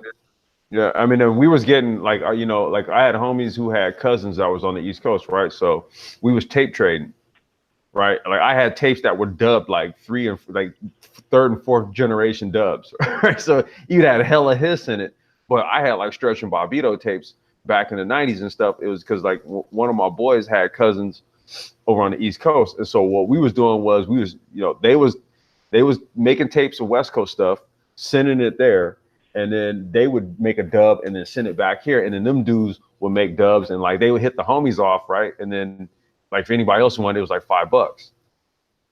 So that's how Right. that's how we was kind of doing underground distribution, if you will, back in the day.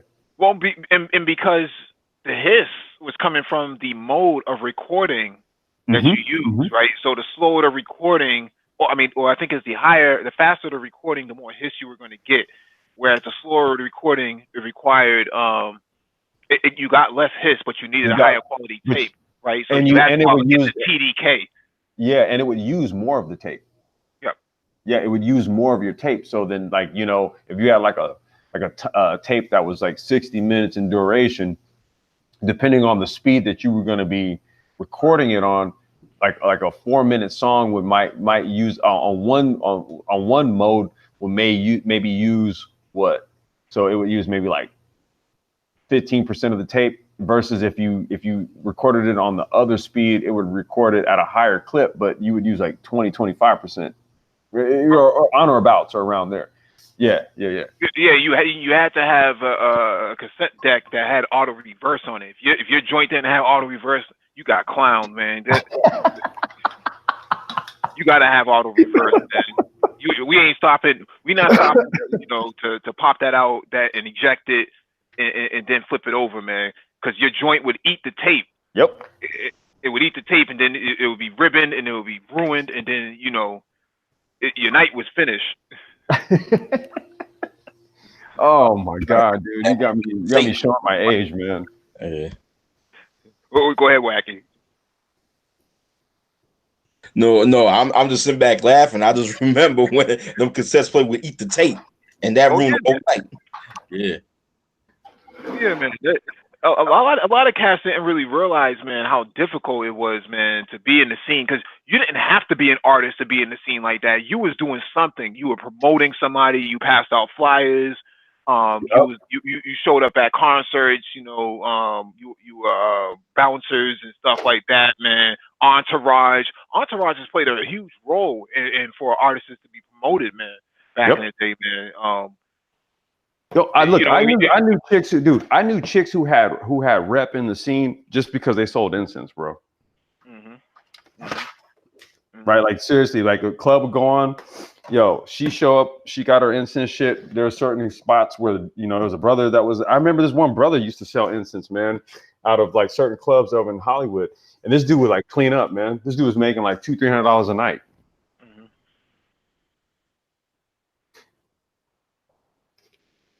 So there was like so many things that made up the scene at the time. You're right. It wasn't just like, oh yeah, I'm just like this rapper. It really wasn't. It was promoters, DJs. It was a whole bunch of people that kind of made up what it was that we called the quote unquote scene. hmm Right, right. Because back then, man, you had promotional vans. People had to drive that around and then pass out mixtapes and stuff like that, or pass out the actually artist sample tape. Right. Back then, you had singles. Right. Today, you don't even have singles. People just put out, uh, you know, they'll put out a garbage album after garbage album after garbage album and still get notoriety behind it. Back then, if you dropped something that was whack, that was it. That was it. You were done. You were done. push for that. That was the whole point of promos, dude. Real talk. Like that was the whole point of promos, was because what the record labels would do back in the day was they would press up promo records. Now just to give y'all some insight as to how I used to get down and shit with all this. So like with the promo records, for example, right? So the labels would press these things up and then they would hand it out to the DJ record pools, right? So the record pools where DJs pay, we would pay like, let's say we pay like $100 a month, $50 a month, or whatever it was, depending on the pool. Okay, and then what you would do is you would get a whole bunch of promo records from the labels. And so what you had to do was you get these records, you listen to them, and if they were dope, well, whether if they were dope, you would put them in mixtapes or or you would play them on your radio shows. Okay, and you would chart them. So when you play them, you then send it back to the label to let them know, okay, yeah, you know what, I'm feeling this stuff, right? This is dope. I put it on this mixtape. I currently got it on rotation on my show, blah, blah, blah. You giving the radio station feedback to let them, or the record labels feedback to let them know if they need to go ahead and push forward with what they're doing or if they need to switch it up. Okay.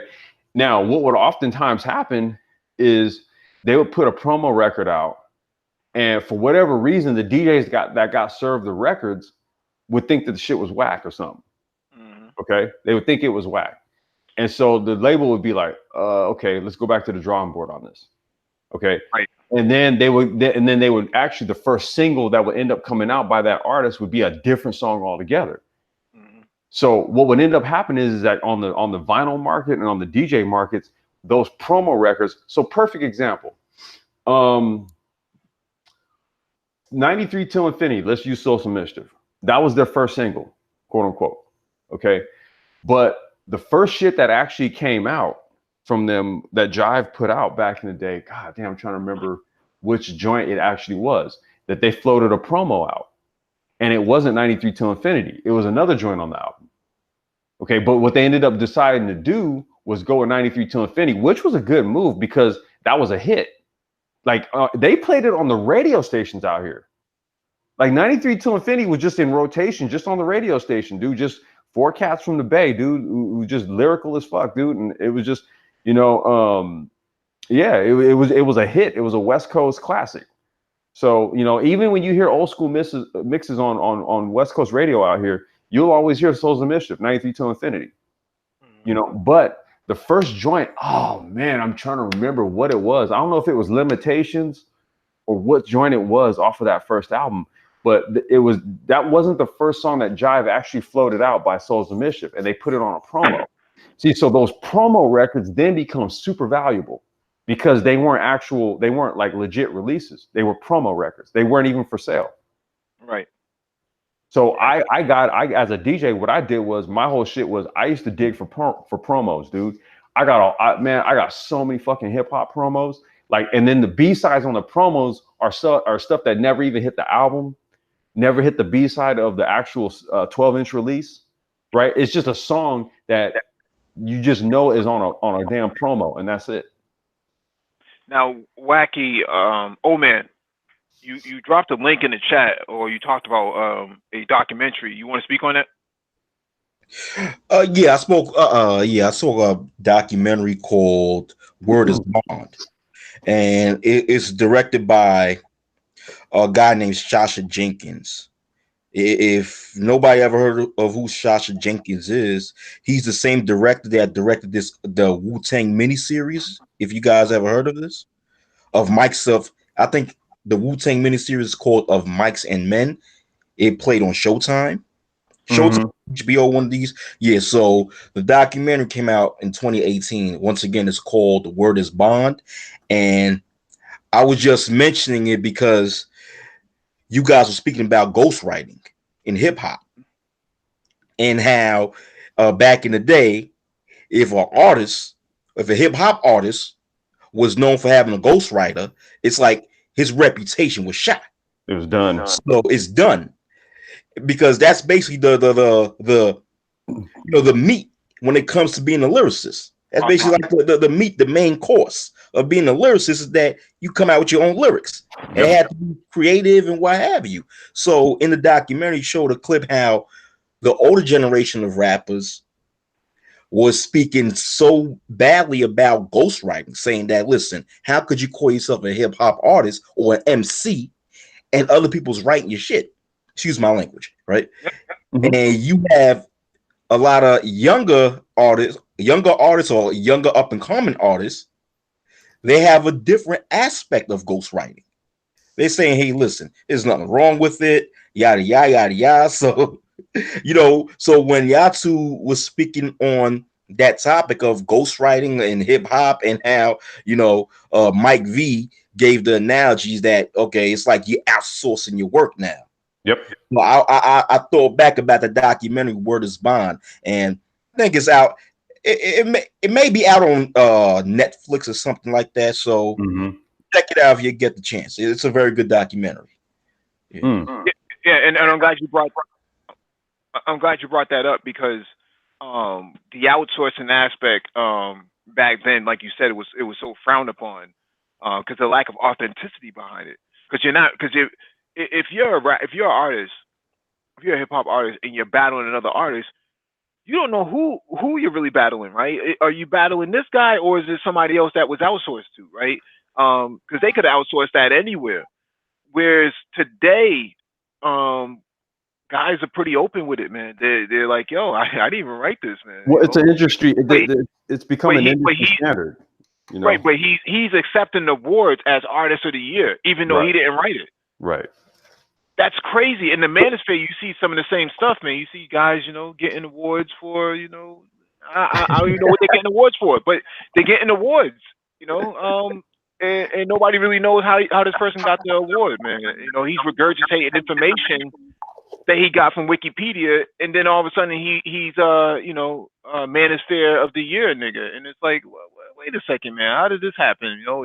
Whereas you come to the Brain Trust, man, you're getting cooked up, real authentic content, man, that we spend a lot of time researching and putting on dockets and stuff like that for you to actually hear, man. It's very hip hop minded, man. It's very much the approach is much in line with what we're talking about, like the core principles of hip hop, right? Right. This is the reason why we're trying to make a correlation between, true hip hop culture and like STEM, right? Because a lot of the principles are the same. You know what I mean? Like Mike V. I remember when a few weeks ago you made a video speaking about setting a standard in manosphere. Mm-hmm. The same thing should be applied in hip hop, where now you don't see a standard. Right. You Mhm. know, Yep. this is why it's okay for a grown man to look and dress like a woman Mm-hmm. and harmonize over his songs, not speaking English or speaking whatever language he's speaking, and people like it. Mumble rap. Mumble rap, you could literally make a song going, and And it's And hot. you know where you that get comes from, oh man? You know where that comes from? where that comes from. It's millennials in their lack of reading literacy, right? Their Wow. inability to really articulate themselves. Because it didn't start with baby boomers and the Gen Xers. It really started with the millennial rappers. Yeah. Millennial rappers like Lil Wayne, um, he came in with the wobbledy wobbledy wobbledy, and that made him popular, right? Now you have rappers just coming in that mumble. I don't know what I'm saying. I can't remember. I was watching Funk Flex, Mhm. and one of the artists up there, millennial artist, was up there. He was supposed to kick a freestyle. You come to Funk Flex, you got to come prepared. Yeah. This dude was supposed to spit a freestyle, and he forgot his lyrics. That's not a freestyle, Oh, I dog. remember that. I Yeah. remember I think it was this guy, Little Yachty. I remember that. Yeah. I think that was him. Oh my gosh, man. Oh. I mean, yes. Like Mike V said, you come to Funk Flex, you're supposed to come with a freestyle. I Yeah. mean, man, come on. Like 15, 20 years ago, when I was a kid, man, his career would have been over. Yeah. Yeah. Career would Before it's have over. been over. You came to Funk Flex, you couldn't freestyle? Nah, your career's No, over. and you were considered to be the whack artist, so nobody wanted to work with you, right? Source magazine wouldn't promote you, right? Source was the Bible back then, right? Source was the Wall Street Journal of hip hop. If it wasn't printed in there, it wasn't true. Nowadays, you can go on Facebook or any form of social media platform, and you can get likes and stuff like that on tracks. You can buy likes, You right? You buy can buy likes. followers, right? You can buy all that stuff. You can buy a social base that you didn't have before. Before you had to work for that stuff in hip hop, but now, man, you can just come in on and be the wackest MC, man, and suddenly you go platinum being whack, and that was unheard of back then, man. Whack artists, man, usually sold wood, right? Wood would be like less than 100,000, right? Yeah, yeah. Less than 50,000, you were selling, man, because you had guys like E40 who popped the trunk and would sell a million They records right sell off the millions trunk. out the trunk. Yep, yep. Right, so it was different, man. Dr. Phoenix in the chat, man. Shout out to Dr. Phoenix, man. You have the link in your email if you want to get on. But he says he's offended because he's a millennial, right? But he talked about this the other night on the Hangout that you see some of these guys in these colleges, man, and they can't fill out a FAFSA form. They can't do the same. You got third graders who can actually articulate and define what DNA structures and stuff like that. Whereas you get the black millennials, man, they're glued to their phones. They don't really know how. They're not prepared for basically fourth industrialization. Listen. I'm a millennial also, but Are you sure? Man, how yeah, old are you, bro? I'm 34. Huh. Damn. Yeah, I'm 34. I'm 34. But I'm not offended when people speak about millennials because I see it. Yeah. I see it. I mean, Back listen, in, back I'm in, Mike. back.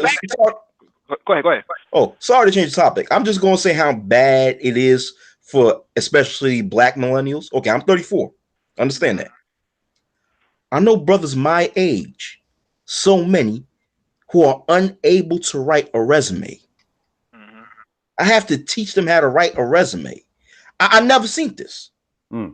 I never witnessed this. I mean, I never witnessed this with, I never seen this with, I don't know about you guys. I never saw this with the Gen X generation or what have you. I only see this within my generation Mm-hmm. where, Well, you know now. Uh, Wait, we got some yeah, you got echo. a lot Who's of that? yeah, you got a lot of feedback, old man. When you think about the artists today, they're sipping lean, they're popping pills and stuff like that. Back in the day, artists were sharp. They were sharp with their lyrics. I mean, yeah, you had Wu Tang who smoked oolies, weed mixed with coke and all that stuff. But they, like Raekwon said, I washed my mouth out with soap and I got my act together, right? So artists understood the difference between being able-bodied and not being able-bodied and being able to freestyle and stuff like that, right? These guys today, man, they're like, yo, I do drugs, man, and I mumble rap. So what? It's like, yo, this is crazy. You wouldn't have seen this back in the day. Hey, Mike. Yes, sir. Paul, what's going on, man? All right, what's going on, man? Good evening, gents. Good. Mike, to wacky roll of O. Good evening, bro. Mike, to speak on the point you were just talking about, and the dude's name, he escapes me. There's an NFL player. He literally walked away from his career because he refused to give up smoking weed, and he's a millennial. He was in like his third year. I don't remember the Ricky name I the think he's Williams. a name of the Marley. team. I think he's a Marley, right? Ricky Williams. Ricky Williams, right? Yeah, yeah. No. It's not Ricky Williams. I Oh, no, no, don't. no. This is a It's recent not a one. Marley. This is a This, recent. This is recent. Yeah, right. yeah. This happened this past season. This past 2019 season. I'm sorry, 2018 season. Sorry, this past 2018 season. So this dude, he literally walked away from his NFL career because he failed. He failed like his third or fourth drug test, which means he's up against the NFL substance abuse program. He walked away from his contract, walked away from his NFL career because you know these Millennials, it's like, hey, bro, I smoke weed. This is my thing. This is what I do. This is my truth. I'm living my truth. So it's like, you did not see that mentality, especially amongst those people my age. So I am Gen X. I am in my mid 40s. All right. So, when we can sit up here and talk about these mumble rappers and this trap death music garbage. But the thing is this, right? That's all that they know. That's all that they've seen. So we can talk every day about Rakim, um, Chuck D, Nas, Large Professor, The Far Side, but these dudes they did not grow up with that. So all they know, it's like it's like when people my parents' age, when I was young, and they would tell me about the Dells and the Spinners and so on and so forth. It's like, okay, I didn't see it. I didn't grow up with it. So when I was younger, I had no appreciation for it. I did not develop an appreciation for it until I got older. But now, what we're seeing with these millennials, they have zero appreciation for any history, anything that came before them. To them, anything older than 2 years just didn't even happen. So, you know, we can tell them when we tell them that what they're doing now, that's not what hip hop was. It's not hip hop. You had to be sharp. You had to be a lyricist. You had to tell a story, your words had to rhyme. Your bars had to have a certain rhythm, a certain cadence to them, and everything had to make sense. And you had to be creative with your metaphors, with your allegories, and you had to be able to freestyle off the top of your head. And none of these guys can do that. When you listen to these guys now and you play them when they listen to 90s rap and even 80s rap, what's the first thing that all these millennials say? Wow, the flow is tight. The flow is sick. They had a crazy flow back then. But that's what hip hop was. It was all about that flow. It was all about that lyricism. Like now, it's completely gone now. It's gone. I mean, like Wacky said, every one of these mumble rap songs, they sound like frogs. It's like ribbit, ribbit, a ribbit, a ribbit. They sound like freaking guttural animals, whoop, whoop, whoop, hooting and hollering. I'm like, what the hell? That's not rap music. So like, my daughter is 23. Okay, so she's a millennial, and she tells me that, well, Dad, when I listen to your iPod, that 80s stuff, the 90s stuff, it was great. But yeah, Dad, this trap music now, this rap music now, I don't even listen to the lyrics. It's just a beat. The song has a catchy beat. So my response to that is, if you're telling me that it has nothing to do with what's being said, it's only about the beat, then basically what you're listening to is EDM.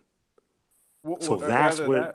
Either that, Paul, and I don't mean to cut you off, but No, no, go ahead. what I always found was that, and I always found this to be an interesting thing, and Mhm. I'm going to kind of circle it back into a more of a sort of like a tech STEM related question. Mhm. But what I find is that that's very telling when I would always hear this from people, because see, when you reference like the type of hip hop that we're talking about, we give you all the core components to it, right? We talk about the rhyme, the beats, and the rhymes. Okay, Right. but what we're talking about now though is when and I would largely hear that too. I just listen to the beat. I listen to the beat. So what happens is that the brain is actually being entranced by whatever's being said, even though I'm not listening to it. It's still present and it's still going into my head, right? So there's that whole element to it too, where there's no cognition of what is actually being injected into the mind in terms of lyrical content, because the beat is entranced. And what I want to relate it to, and this may even go into some of the stuff we were talking about doing a hangout on, but frequencies, right? Like where you have your 432 hertz resonance, and then what you had is now, and you can actually put this in the Pro Tools. You can put these tracks into Pro Tools and see the difference, right? A 432 hertz resonance versus a 440, and the 440 actually starts to break down your cellular structure. It's actually a 440 hertz. It's almost like a scalar weapon. It's a Well, low scale scalar weapon where it actually it actually kind of numbs the mind to a point. And I always found it telling with this new crop of music, how people are also then kind of related to, why just listen to the beat? And all of this new music, a lot of this shit, it has a 440 hertz resonance and not a 432. Well, it's funny you say that. Look at I believe it's called binaural. If I'm correct. Binaural. Yeah. Yes, thank you. So it's that same exact thing, energy and frequencies. Okay, so you guys were speaking earlier about certain types of music and how it would affect the limbic response system Yep. within the body. So I made reference to the fact that tens of thousands of years ago, well, four tens of thousands of years, ancients used to use war drums because even though they didn't understand the science, but they understood that beating the drums had an effect on the mind and the body. So now, when you flash forward that, okay, and to kind of just lightly touch on a certain topic that complex you and I talk about, energy and frequency, and Hmm. how that affects everything in creation. Solids, the body. The U.S. Army developed a weapon that uses ultra low frequencies, and they found that it would literally destroy tanks, destroy vehicles, but it had an unforeseen side effect. It would literally destroy humans. So the official word was the research was dropped, but yet what do we see 3 or 4 years ago? Cuban officials accused the U.S. of using targeted weapons Mhm. to damage people. Yeah. So one last thing to Because they cycle can't get back. to the island. Right, correct.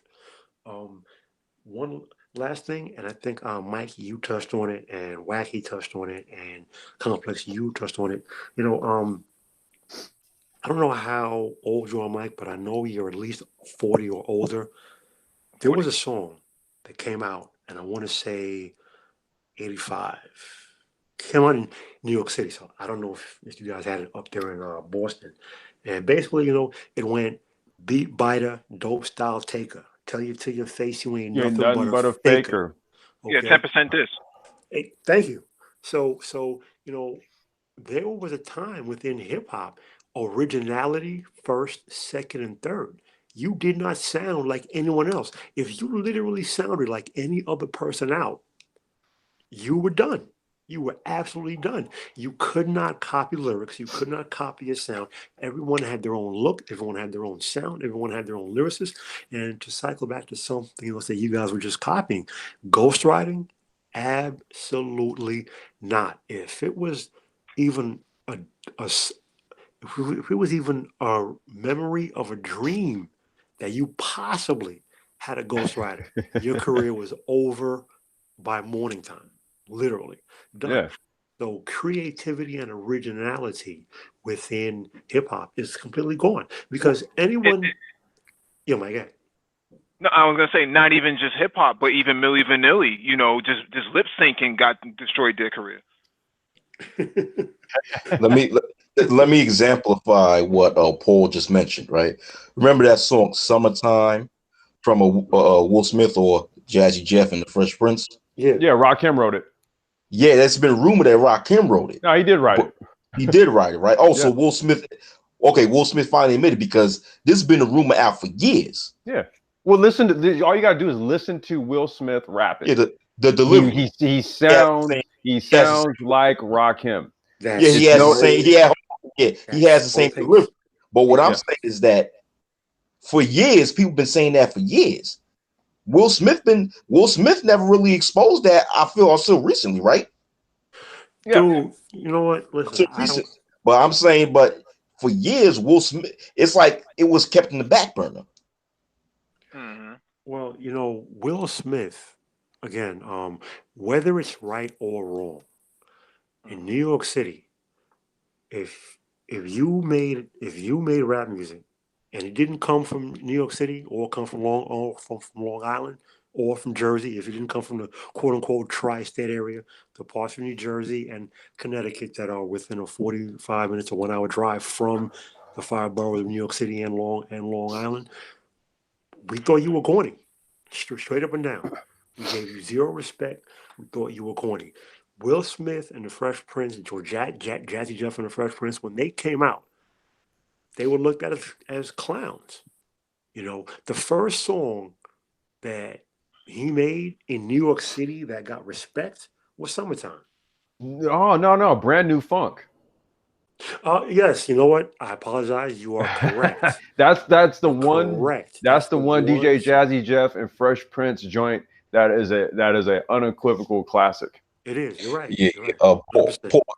Paul, is this true? Because I heard there was a time where in Union Square, uh Will Smith was performing, and then Cool Mo D came out of nowhere, and kicked him off stage. Is that true?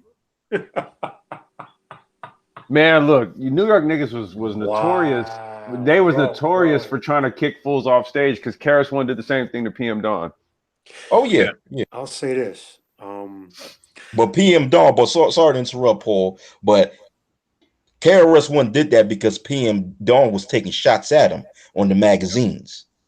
Yeah, You That's but know. true. see, KRS One, although he was a conscious rapper, he ain't take no ish. Nah, he He didn't. he was he was about that life. He'll really pull up on you, right? These guys, man, you got guys dissing Farrakhan. This is ridiculous. Dude, can you picture what are those? Mogos, whatever the hell those dudes Migos. are? Okay. Can you picture those three clowns with their shades on trying to, I mean, dude, none of these dudes. And first of all, I'm not glorifying that violent lifestyle. All right. I grew up in it. I lived through it, whatever. I'm not glorifying it. But the point is, to what Mike just said, yo, ain't none of them dudes thorough. Ain't none of them dudes thorough. Not a one. You can't be None of them. thorough if you're in a commercial riding a tricycle. Dude, you Eh. can't you can't be thorough running around wearing pink and skinny bitch jeans and colored braids in your hair wearing pastel skin tight clothes. It just doesn't work. Now I will say Dude, this. Like, Paul, they're buying women's sneakers now in their sizes. They're squeezing their big ass hooks Wow. into women's sneakers now.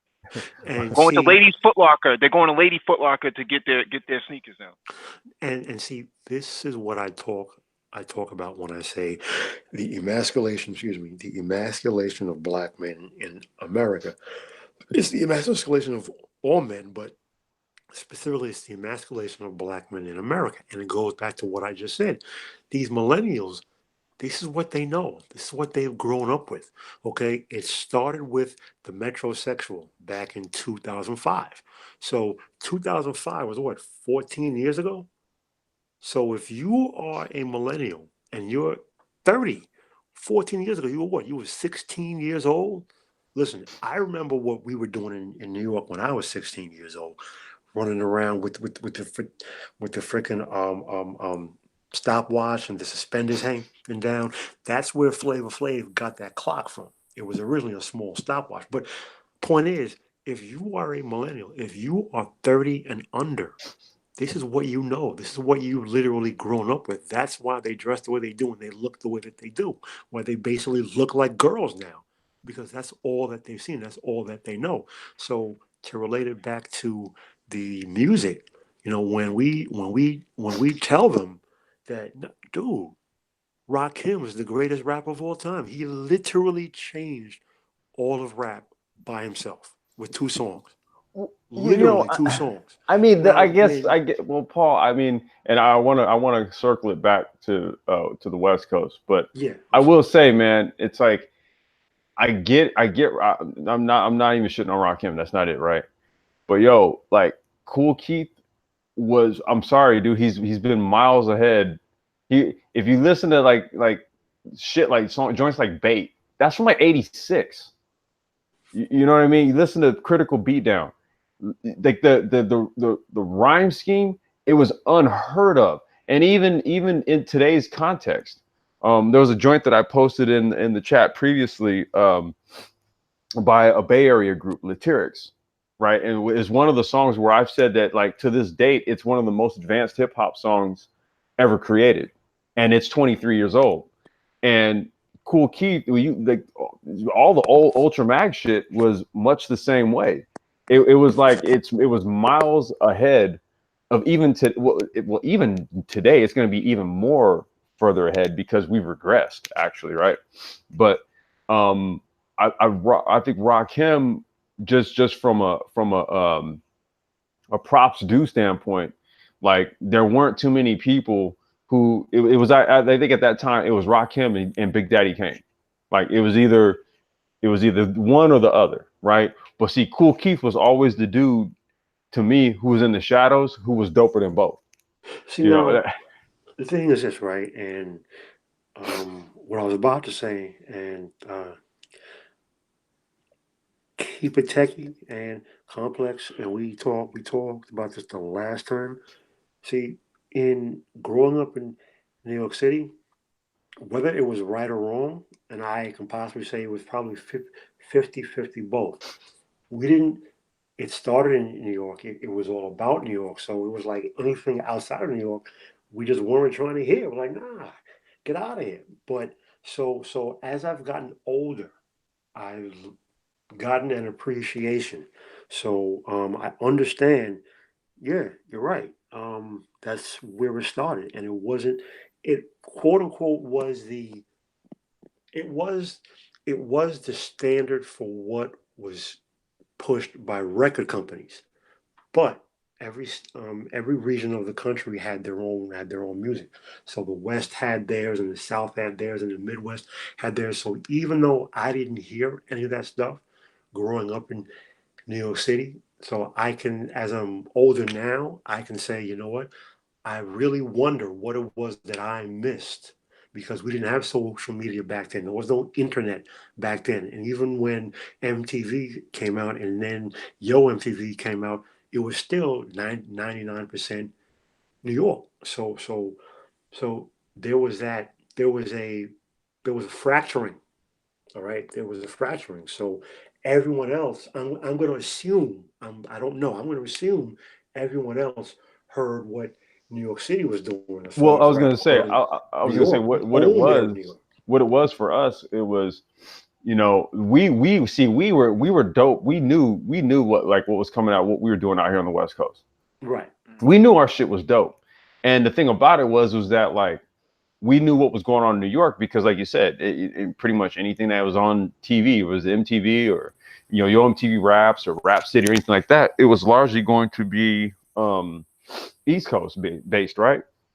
So on the West Coast, we would be like on some shit like, all right, well, we know how dope they are, so now we know what we need to do, be doper, right? So when you come out here, everybody out here knows about all the New York shit. But what I always found is that New Yorkers don't know shit about the West Coast mostly. You're right. You're right. That's always been the case. But when you came out here, it was like the West Coast had its own hip hop culture. We had our own thing going on. We had our own scene, our own vibe, our own thing. And we had our own set of standards. That's why I was telling you, like, when New York rappers would come, I'll tell you, like, one time, Mob Deep, and this, rest in peace to Prodigy. Man, I'm saying rest in peace to a lot of cats, man. So Mob Deep came out to do Unity one night. So the dude who used to promote Unity was this cat, Bigger B. Rest in peace to Bigger B. He was the dude who ran basically the marketing for Loud Records on the West Coast out here. Okay. Okay. So when like Mob Deep was kind of on that shit, right? Like, yo, New York niggas can't be fucked with and all this and all that. All right. They brought their asses out to LA. Okay. They brought their asses out to LA, and you had all the Project Blow niggas like in the front row. When them niggas got on stage, they was like, yeah, we know y'all shit, but we gonna wait till y'all finish. We gonna get out here and we gonna see what y'all niggas is really about. We gonna get the cipher cracking. They didn't want none of that smoke. They wanted none of it. Every New York nigga that come out to LA and then they hit the real scenes and they see what's cracking, they'll tell you, yo, LA's on some next shit. They're on some other shit. Bay Area on some other shit. Because, like I said, out here, you had to get your shit up by being able to spit off the dome. That was basically what solidified where you ranked. It had nothing to do. You can make, okay, like if you made dope joints, like if you made dope songs and stuff like that, okay, there was a level of respect that you got. One group that I posted, and these are some peers of mine, man, people under the stairs. Okay, they're one of the dopest groups of all time out of LA that no one's ever heard of. Put it like this: even they don't even get the kind of respect that they should get in LA. But if you ask anybody from London, if you ask anybody from France, you ask pretty much anybody anywhere around the world, if they've heard of people on the stairs, and they'll tell you, yeah. Okay. The thing about them dudes was that these dudes were tried and true crate diggers, beat makers, MCs, DJs. They embodied it all. They weren't like one trick in the sense that they could freestyle, they could come off the dome, but they didn't build their rep up off of that. See, so what ended up happening was that even though musically these dudes probably created some of the most superior music to ever come out of LA, they weren't in the scene and they weren't ranked in terms of like their freestyle prowess like that, right? Well, So see, that kind of I brought them have heard down. of them. Can, I actually oh, did hear about them, but Oh, okay. I heard about them through Chuck D, because Chuck D was always big about traveling to other places around the Yeah. country and trying to get in touch with the hip hop scene outside of New York. And he was the person who actually opened my eyes to, you know what? Hey, there is more to just this quote unquote mecca that's New York City. And all I'm saying is, as I've gotten older, I definitely realized years ago that, you know what, it wasn't all about New York. And that's why I always preface my statements here when I say right or wrong. Back then, we felt if it wasn't from New York, it didn't exist. And Yeah. that's how I felt back Paul, then.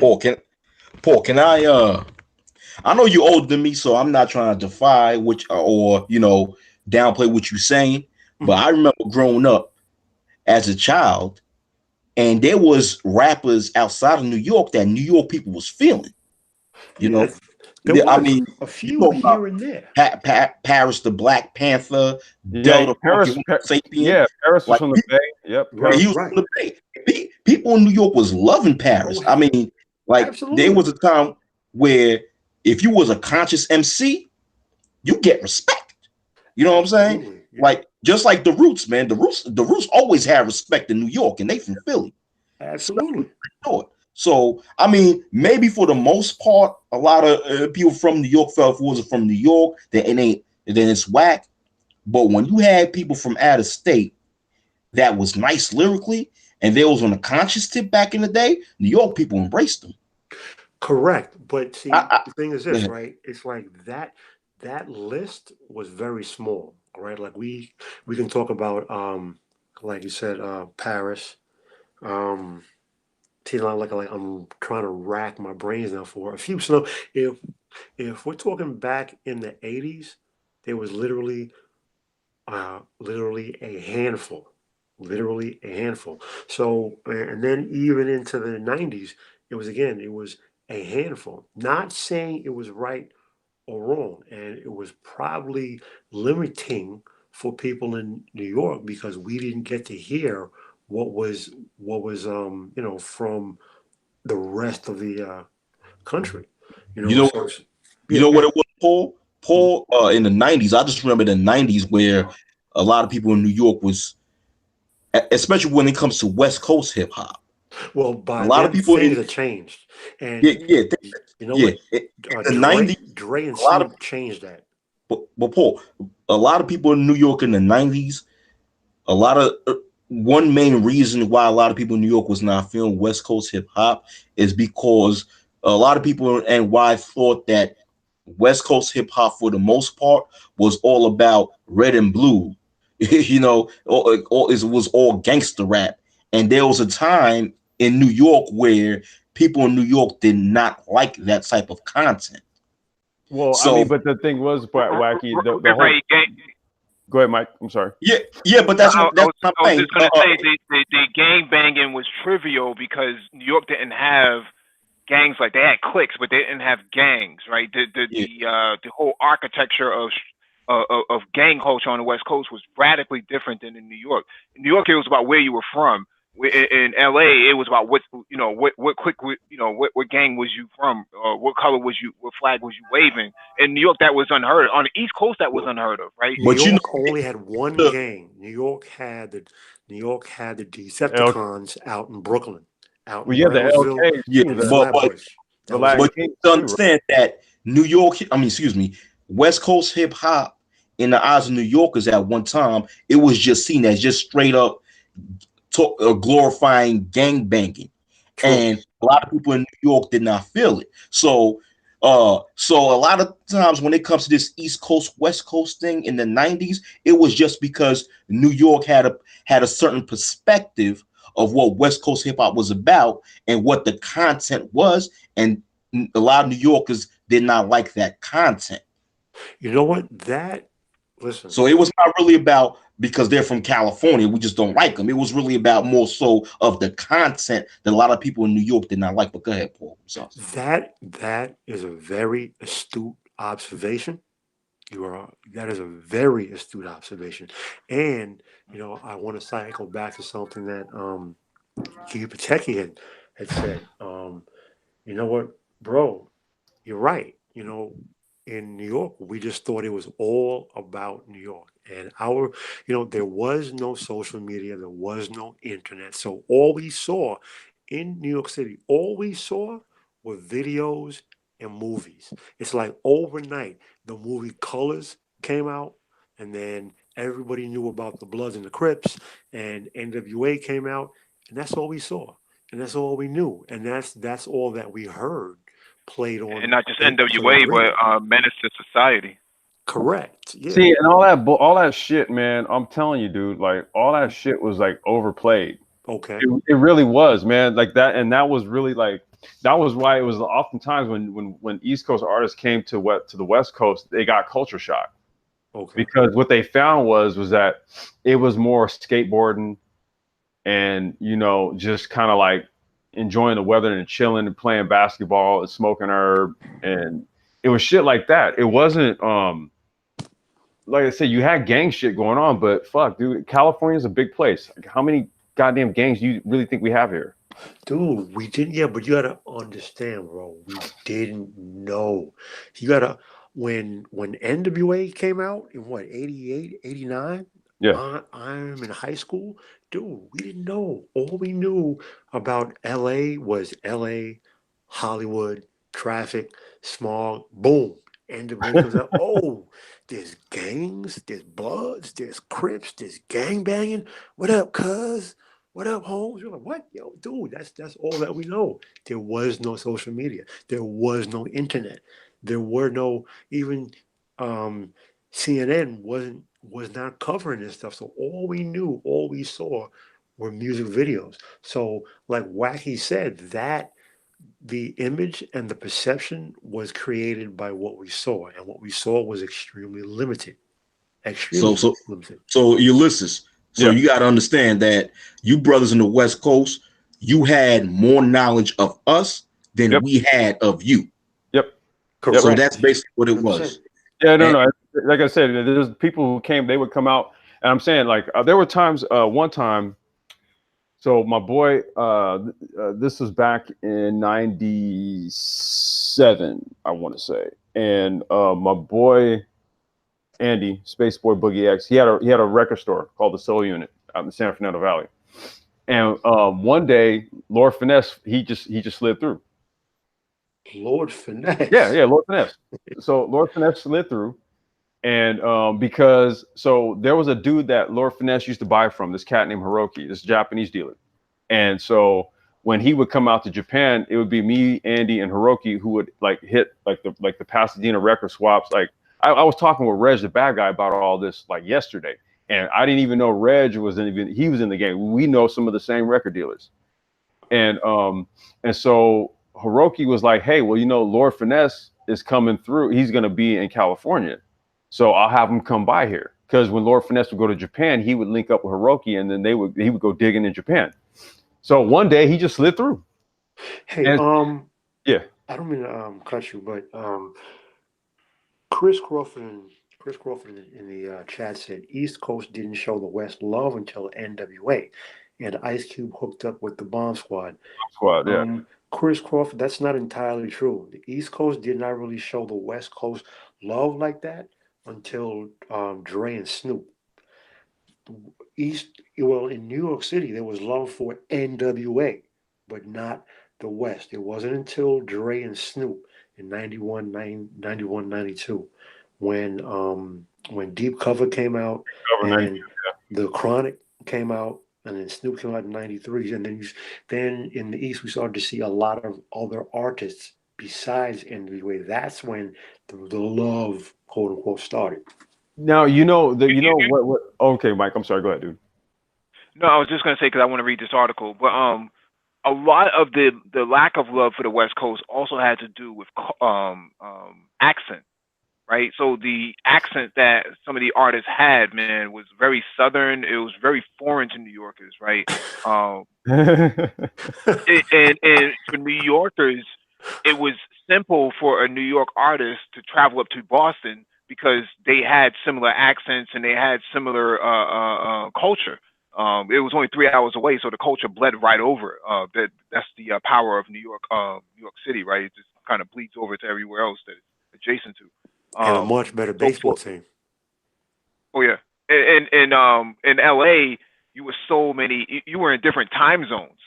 That made it that much more difficult to really relate to West Coast artists, man. Like J. Rue the Damager, the sun Oh, always rises in the east, yep. and then he had Q come out and say, oh, the sun Sun, always rises West, in the that's in west. the West, yeah. Yeah, so you always had that sort of that dichotomy between the two, man. And West Coast artists, man, always had to struggle to get theirs, man. They always had to, be twice as better, man. So our artists, I mean, lyricism played a huge role. So West Coast artists had to always be better, man. They always compare Razcast to Nas, but I kind of push back against that because Mm. I think Nas is very unique in his approach to lyricism at his age, right? When he did um Large Professor, when he did the Oh, backyard, right? My man Live Paul. at the bar. the barbecue. Yeah, Live at the Barbecue. Sorry, live at the Barbecue. I think what Nas was like 15, 16 when he did Yeah, that. he was young. Yeah, he was young, man. Yeah, 16 years. So 18, something like that. Yeah, he was a teenager. Yeah, yeah, he was still sixteen. a teenager. Yeah, he was still a teenager, man. And on the West Coast, man, I don't think Roscons can really fill those shoes at that level. I never thought that Roscons had that sort of lyricism Well, that Nas had at that age. well, no, I would say Raz did. The thing about it is this, dude. Like, I don't even hate how this is going to come off or sounding, right? So see, so on the West Coast, Nas, he's from New York, right? So the whole aesthetic, like I remember when It Ain't Hard to Tell came out, right? Like the whole video and everything. Okay, see, we look at it as like that's music coming out of New York. So we say like, yo, that's dope, right? That's not like Nas is not from here. Okay, so see, if you're coming from here, it's going to be a bit different. See, so when Razcast came out, and I posted like two of like the old joints. I posted one joint called "Won't Catch Me Running." That's from '94. I was still in high school when that came out. Okay, and then I posted another joint from '95. It was a him, Voodoo, Mean Green, which was like two of the other cats that was in his crew, Western Hemisphere. That was the name of their crew. And then it was with Key Cool and Rhapmatic, the Filipino DJ and the Japanese rapper I was telling you about. That were from they were from LA also. And that was '95. That was the year I graduated. And Okay, dude, you go and listen to those joints. You go and listen to them. You'll hear Raz spit, and I mean just as far as the lyricism, I mean Nas wasn't on some like otherworldly level than someone like a Razcast. That wasn't it. It was just that okay, Raz was dope, but we had a whole different perception of things. So there was no like a Nas equivalent would be like a Snoop or some shit. You know what I mean? I disagree with that. I would say Razcast probably had more in common with Royce the 5'9" than Nas himself. No. I'm not saying had like things in common with Nas. What I'm saying is that like we didn't view Raz, Kaz, and Nas in like the same schism because Raz was from L.A. Well, So what see, I'm saying is we look at LA we rank like Cali artists one way. And if you was from New York, we was like, okay, that's New York shit. If you was from, I mean, hell, if you was from Jersey, like Redman and shit, right? Okay, that's Red. If you was from the South at the time, we would be looking at groups like I mentioned them before. We'd be looking at Y'all So Stupid, groups like them, and basically it was we would because of where we Wait, come that what was their name? from. Wait, what? What was their name? It was a group called Y'all So Stupid. And that's why West Coast artists never got the shine that No. They were that New York artists think that they owe them. That's the main reason why. no. Y'all So Stupid was from Atlanta. They were from Atlanta. It sounds like the and Laffy Taffy. You sound like and Laffy that's Taffy. why No, but look, Y'all So that's Stupid. why No. the Y'all So South Stupid. is Y'all So totally Stupid. They were like the Atlanta equivalent. You know, I'm gonna fuck it. I'm gonna pull them up and post it. They were Wait, they no, were the because equivalent. when you say that, it sounds like you're saying, the people on the panel, y'all so stupid, and I'm like, No, I don't know about that, man. the name of the group is called Y'all So Stupid. And they were from Atlanta, and they were like a Far Side type of group. Like, whoa, dude, whoa, whoa, they're whoa, like whoa. dude, these were like black dudes that was riding skateboards and shit in Atlanta back in like 93, 94. Wait, hold on, time out. So you're telling me that this group, y'all so stupid, they sounded like the Far Side? Yeah, Because they were dope. okay, all right, now see, here's the thing, right? Both of you really, you and Mike really hit on something huge. Um, you know, it comes down to culture. So New York City culture was like, "Hell, listen, if it's not from New York, we just don't want to hear it. It's just not on the same level." Again, right or wrong, probably you can go 50-50 each. That's the way we felt back then. So what you're saying is out on the West Coast, you guys would look at your West Coast artists differently. Whereas your mindset was, okay, that's New York stuff. That's nice. It's good. We like it, but we're gonna look at our West Coast stuff in a different light than from what us us from New York would look at the West Coast stuff. We were bit no, we basically it's like this, dude. Like out here, if it's dope, it's dope. We don't really give a Mm, shit where it's from, right? mm, So, but we knew where the artist was from, so we kind of took it in totality, okay. right? So, like if you was from Jersey, you were just a dope rapper from Jersey, right? But we didn't think that you were like like we're open, so we didn't view it like the way y'all viewed it, right? We took it all and didn't really matter where it came from. It was like if it was dope, it was dope. We didn't really give a shit. You know what But though? but, but, but when it came to what we did out here, Mhm. oh shit, no, we was gonna be the best. We didn't we like that. That was hands down. Like we was gonna put the dopest shit out. Like fuck that. Whether it was Let me LA or the Bay, it was whether one either one. That was like the mindset that came from Cali. But we were open to everything. Go ahead, Mike. I'm sorry. yeah, let me no, I just want to read this article. We had it up for a half hour. All right, this one's from fastcompany.com. How one Bronx public school is fighting for hip hop culture and arts education through a partnership. Let me read this. Art programs in public schools have long had the unfortunate luck of forever being in the crosshairs of budget cuts. Despite mountains of research extolling the benefits of incorporating music and art into the curricula, the U.S. Department of Education 2020 budget proposal put arts and education on its list of programs to be eliminated, deeming that it has limited impact. With rapidly dwindling funds and students at risk of falling through the cracks of the education system, some schools are looking to brand to supplement what state and national budgets are lacking. Case in point, New York City's PS 55 Benjamin Franklin. The pre-K to fifth grade public school in the Bronx recently announced a partnership with the nonprofit Hip Hop Outreach Windows of Hip Hop and luxury watchmaker Bulova to build the first ever recording studio within a New York school, along with creating a hip hop curriculum. For a long time, schools taught children about other people's cultures. We want to teach our children about their culture, says PS 55 principal Luis Torres. Social studies for me was learning about slavery and things that painted our children in a negative way.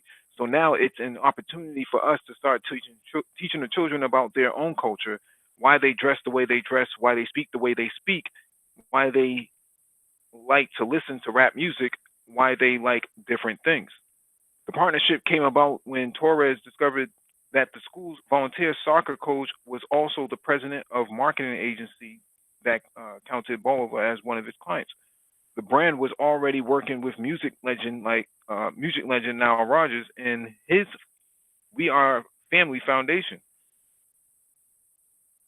And Torres got on the list for an event where he met Bolivar's U.S. Managing Director Michael Benavente. Torres was already acquainted with Windows of Hip Hop after reaching out to one of its president and CEO, Melissa Libran, on Instagram. As it turns out, both Bolivar and Windows of Hip Hop were trying to figure out effective ways of bringing music into schools. The meeting of minds then turned into a majority opportunity and hopefully a larger movement for underserved kids. We've been in New York for 144 years, so the whole time we're here, we want to connect with communities. Nobody needs a watch today, so the watch business really becomes an emotional connection, and it really becomes about community. So for schools, the kids need hope. Kids need an avenue where we are using music as our platform to connect with people because it's multicultural. It doesn't matter where you're born, where you were born, where you're from. Music connects. This is just the start of something. Where it's going to take us, we don't know yet, but we know one place it's going to take us is PS 55. The recording studio, which is being constructed in the basement of PS 55, is slated for completion in the spring of 2020. The school hosted an event earlier this month announcing its plans and giving a preview of what students can expect, learning about music production, laying down their own tracks, and gaining a deeper understanding of hip hop's history. All in all in the neighborhood that was hip hop's birthplace, no less. It helps keeps kids it helps the kids to understand that there are other careers in hip hop. We don't knock our community, but are not do, many are not going to doctors and lawyers. Libran says. Some may be promoters, producers. There are many careers in hip hop that we're trying to highlight because at this point, the truth of the matter is that they are too exposed to drugs and crime and gangs. Being that around four housing projects, it's like they don't even get a chance. I'm a kid that comes from the projects, and I didn't really believe much in education as Alberto Elkerson, a board member in the Windows of Hip Hop Education Division. I can only identify with things that I was receptive to, and I was certainly receptive to music. I left school in eighth grade, but I was able to do well for myself. We're talking about a broad curriculum. We're talking we're talking. This is poorly written. We're talking about a kid looking at the mix board or the recording studio downstairs and saying, "I don't have to be an artist. I can own a record company." Expanding students' pure view on potential careers is important, but the more immediate goal of this partnership is for teachers to use hip hop as a tool to enhance both scholastic and cultural education. We're talking about cultural intelligence tonight. What has the kids' ears more than anything now? Hip hop, says Grandmaster Caz, hip hop legend, as well as board member and ambassador for Windows of Hip Hop. So instead of hip hop being a detriment to them, hip hop should be a learning tool for them. For you to rap, you have to know vocabulary. You have to be able to read. You have to be able to write. It teaches that. Remember we talked about that earlier in the Hangout complex. For me, as an educator that grew up on hip hop music and seeing the way hip hop is today, we need to get back to what it was as Torres. A lot of students, a lot of these students are exposed to the gangster stuff and all the rough stuff without a message. Where's the message? Where's the story? When you hear hip hop of the past, there's a story. Our hope is that we are able to change some of these negative things that come about in our communities because people are misunderstanding the purpose of hip hop. As enriching as PS 55's program seems to be, Torres strongly believes there are symptoms in place rooting for the downfall of something like this. Torres has been very vocal about how schools with the strongest sports and arts programs, wealthy and predominantly white schools, control scholarships and access to specialized schools. And he's not wrong, according to research compiled by the Hetchinger report. Nearly 13% of students from families that make more than $106,000 a year get private scholarships, compared with about 9% of those whose families earn less than $30,000, according to data collected by the Education Department. White students also have higher odds of getting private scholarships than black or Hispanic students, while two-thirds of parents with incomes of $75,000 or more could name scholarships as potential sources of financial aid. Only 1 in 4 with incomes under 25,000 a year could, according to a survey by the Harris Polling Company for the loan company Sallie Mae. White parents were also more likely than black or Hispanic parents to know about them. It's to the advantage of certain communities that our schools don't have arts, because as long as our children can't compete for those scholarships and those seats in those specialized schools, their communities will continue to benefit, Torres says. So while we're sitting here talking about doing something positive and great, we have to also understand that there are people sitting somewhere else talking about investing in prisons and keeping the arts out of certain schools and communities. So we try to get more like-minded people to start doing this investment. It's why a partnership with a company like Bolivar is important to the overall mission of what Windows of Hip Hop and Torres are trying to do, and one they're hoping more brands will embrace. Torres recently delivered a TEDx talk where he proposed a budget of $170 million to fund programs, with 100,000 going to of to each of New York's 1,700 public elementary schools.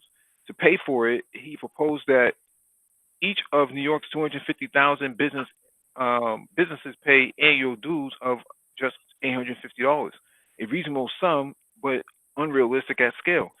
At the heart of what Torres wants to accomplish as not just a principal but an advocate for parity in education is funding brands like Bolivar who are willing to step up. So, um, Dr. Phoenix, if he's still on the panel, I'd like Yeah, to get yeah, his I'm here. take on this. Well, after what you've heard, if you have heard it, what's your take on incorporating hip hop into education? Um, I'm actually of two minds about it. One, I think it is important to do that. Simply for the fact that, yeah, you needed to. I mean, I think it's not. I think it's a good tool to get kids engaged in their education.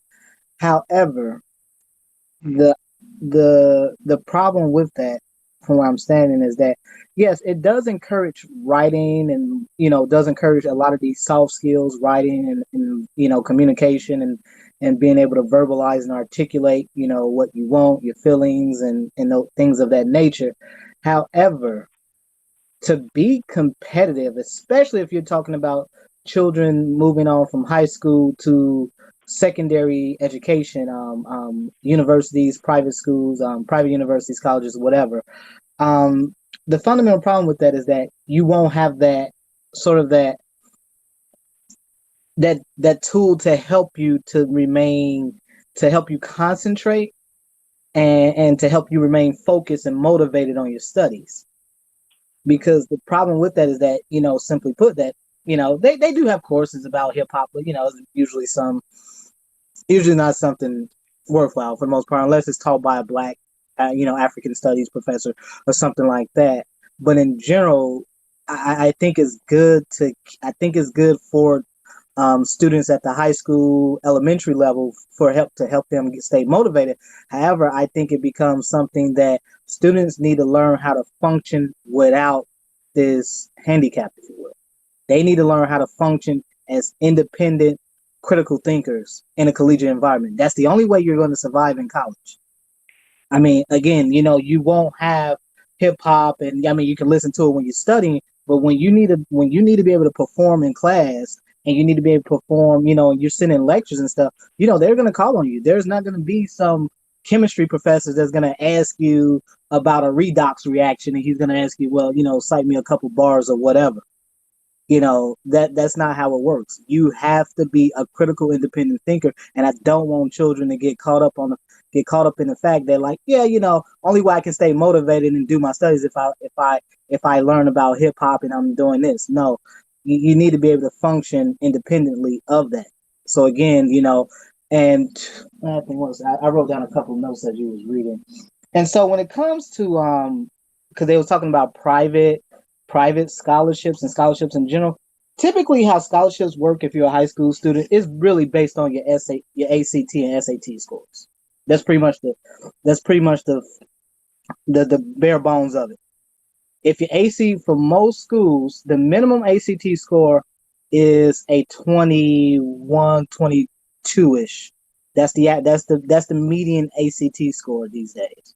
Most black students score somewhere a couple standard deviation points below that.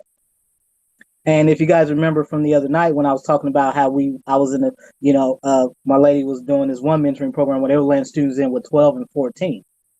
The other part of that too is that I think modern hip hop music, and some of you all got at this, the modern hip hop music, if you will, is part of the reason we got these low IQ kids out here. Part of the reason that they can't articulate themselves, they can't, they lack critical thinking skills. You see a function of that within the music itself, where they're not able, you get this mumble mouth stuff, and you get all this nonsense and all this whimsical stuff that happens in hip hop music these days. And again, just like someone was saying on the panel earlier, is that these kids just tune into a beat. That's it. Yeah, it's the there's a whole sort of I mean, this is the reason why there's, this is kind of like we're relating this to STEM, because there's a scientific element to, I mean, we understand that there's a scientific aspect to music. Like, for example, the circadian rhythm that plants are aligned to, its music equivalent would be classical. So like when I was growing, while I was growing my herb, like indoors, right, I would play classical music. I would play like, Beethoven and all that type of shit around my plants, because it's conducive to their growth. Much in the same vein, but in a different sense, though.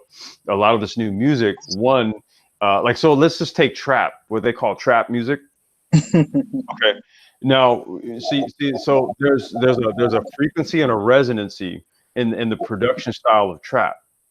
Okay. And there's I'll even go so far as to say that there's kind of like a limbic interaction that you have with it. Actually, I was actually planning to go into that when I first got on the panel, but I was just letting you guys talk about it. Okay. Well, no, I wanted to talk about that. Yeah, well, let's go ahead and discuss it, because it's a very real thing in terms of like how the body reacts to sound and frequency. And that can be done in how you structure, how you like literally structure music, right? So when you listen to trap music, it has like it has a very core 4/4 beat pattern, right? And then there's a whole bunch of switching and interchanging that goes on in between it. Now that's where you get the hi-hats and all that crap. Mike, is that what you're saying? Yeah, yeah, Yeah, yeah. hi hat stabs. Right. yeah. So that's where you get the effect of a trap, because really what you're dealing with is you're dealing with a whole lot of like essentially chaotic notations in a very small contained 4/4 beat pattern. So that's the reason why it kind of sounds the way it sounds. It sounds very chaotic. It's very slow but then fast at the same time. And so the body doesn't necessarily align with it. It doesn't adjust with it. So you're kind of trapped in between these two layerings of frequencies. Versus Yeah, if your actual beat pattern was in sync with the like the notation pattern, right? All the slaps and the sounds and all that. Then what you would get is you would get more of like a funk break beat driven type of thing, where the BPMs, the beats per minute, is actually in alignment with a lot of the other notations that are going on in the sequencing of the song, right? So it's basically, it's like this. It's like what you're doing is you're layering like a 140 BPM notation count on top of a 70 BPM like beat pattern. You get what I'm saying? It's like, 'cause I'm trying to, like, if I had like Pro Tools up on a screen, I no, could. no, I completely understand what Okay. you're saying. Yeah, And yeah. so, I so wanted to get Wacky World of O. He's a New Yorker, so he could probably speak to New York's public school system and how faulty it is according to the article, and maybe Paul Bryant could jump in after. Uh, well, yeah, especially in my time, going to school in the '90s and early 2000s. Yeah, the New York public school system was faulty, but it's actually been improving. You know, in comparison to when I was going to school. But the Bronx, basically, out of all five boroughs of New York City, the Bronx still have one of the worst schools academic wise. So the Bronx is still backwards in comparison to the other four boroughs of New York City. So the Bronx really have some improvement, a lot of improvements to make as far as the public school system within that area. Uh, but but like in general, it has been improved within the past 10 to 15 years. But okay. Paul Bryant. Well, I have a very similar take to what Dr. Phoenix's take was. You know, listen, I am in my mid 40s, so I absolutely love what I consider to be the real hip hop. The real rap music, the real hip hop culture. But um, listen, I'm not I'm not 12 anymore. I'm not 17. I'm not 22. Okay, so after living an entire life, um, my take on that is it's that same bottom of the barrel mentality. All right, slackness. Where are your standards? Okay, when you go out and regardless of how someone feels about what the system in this country is and what the reality is, you know, when you're sitting in a boardroom or if you're sitting in an office, no one cares about how many rhymes you can spit or whether you can lay down bars or mix or rearrange tracks. Okay, you need viable skills for the workplace. So until until some asteroid falls down and destroys the planet, this is the country and the system that we live in. So one needs to be academically and mentally prepared to operate in the real world. And the real world is not the hoping, wishing, and praying world. So I understand and I appreciate the value and the importance of learning hip hop culture. But if you're telling me that the only way kids are learning basic reading and writing and comprehension thinking skills is through rap music, then my counter is then something is wrong with these children from the home environment and with their parents, and that's where it needs to start. It needs to start there. So at what point At what point, and I don't mean to sound as if I'm on a soapbox right now, but at what point do black people start saying, no, I demand better and I will do better and I will elevate my thinking and do better? That's Yeah. my I that's my didn't. You take. know what? Can I say something? I Can didn't. I say, I didn't. Oh, go ahead. Go ahead. Go ahead. okay, I get. I'm just going to piggyback off of what Paul said, and that's my problem with the article because the article that you just read, Mike, to me it comes across as if it's coming from a defeatist approach, as if that's sort of like the only way we could get these kids to concentrate. And then, correct me if I'm wrong. In the article, there was some statements that were made in which the only way for children to escape a life of crime or to get away from a life of crime is to introduce them to music and what have you. And even though music have a history of doing that, of taking people from inner city outside of a life of crime, but there's also other avenues that people within the inner city can take in order to escape a life of crime. So, the article is making it seem as if hip hop is the only avenue that can help make these kids better students.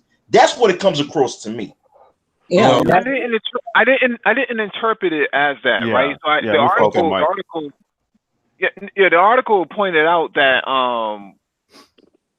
there's been a disenfranchisement through the education that the kids are receiving. They only receive the negative aspect of slavery and its impact on them, and it makes them out. It makes the victim, which is the descendants of the slaves, as the problem, right? So there's also a self-esteem aspect that is impacting them from the education that they're receiving from New York City. And what the article was saying was that if we introduce a hip hop as a curriculum, and I heard KRS-One talk about this as well in terms of temple of hip hop and introducing it to education. The GZA being going to Harvard University and doing a TED talk, talking about this as well.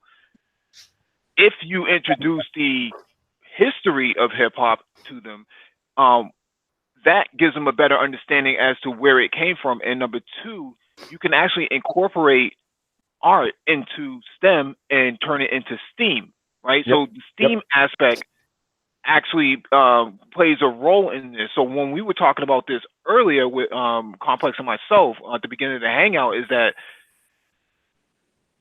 like the article was pointing out, in order for you to be a better MC, a better artist, you had to understand, you had to have extensive vocabulary. We talked about this earlier in the hangout. We also talked about, your ability to think on your feet, right? Improv, right? Yep. The way you build bars and stuff like that. And other aspects of creating a better artist, right? A better MC comes out of better education. I'm not saying that that's the way you should tailor the education. I'm saying most of your hip hop artists, although they may have dropped out of school, were highly intelligent people, man. KRS-One was gifted, man. Nas is very gifted. You say the same thing about Big Daddy Kane, Jay Z, and the rest of these guys coming out of New York.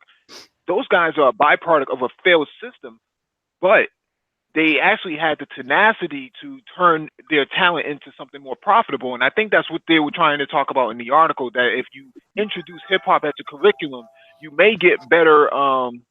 There's other avenues of earning a living in the music industry in that aspect from the arts platform. Yeah. But I, I'm sorry. go ahead. I wanted to follow up on what Mike was saying. okay. I mean, it's I'll go after that. okay. It's unequivocal. So music increases intelligence. All right, that goes like literally without saying. Music increases intelligence. One's ability to write music, one's ability to actually interpret music, is a sign of increased or heightened intelligence.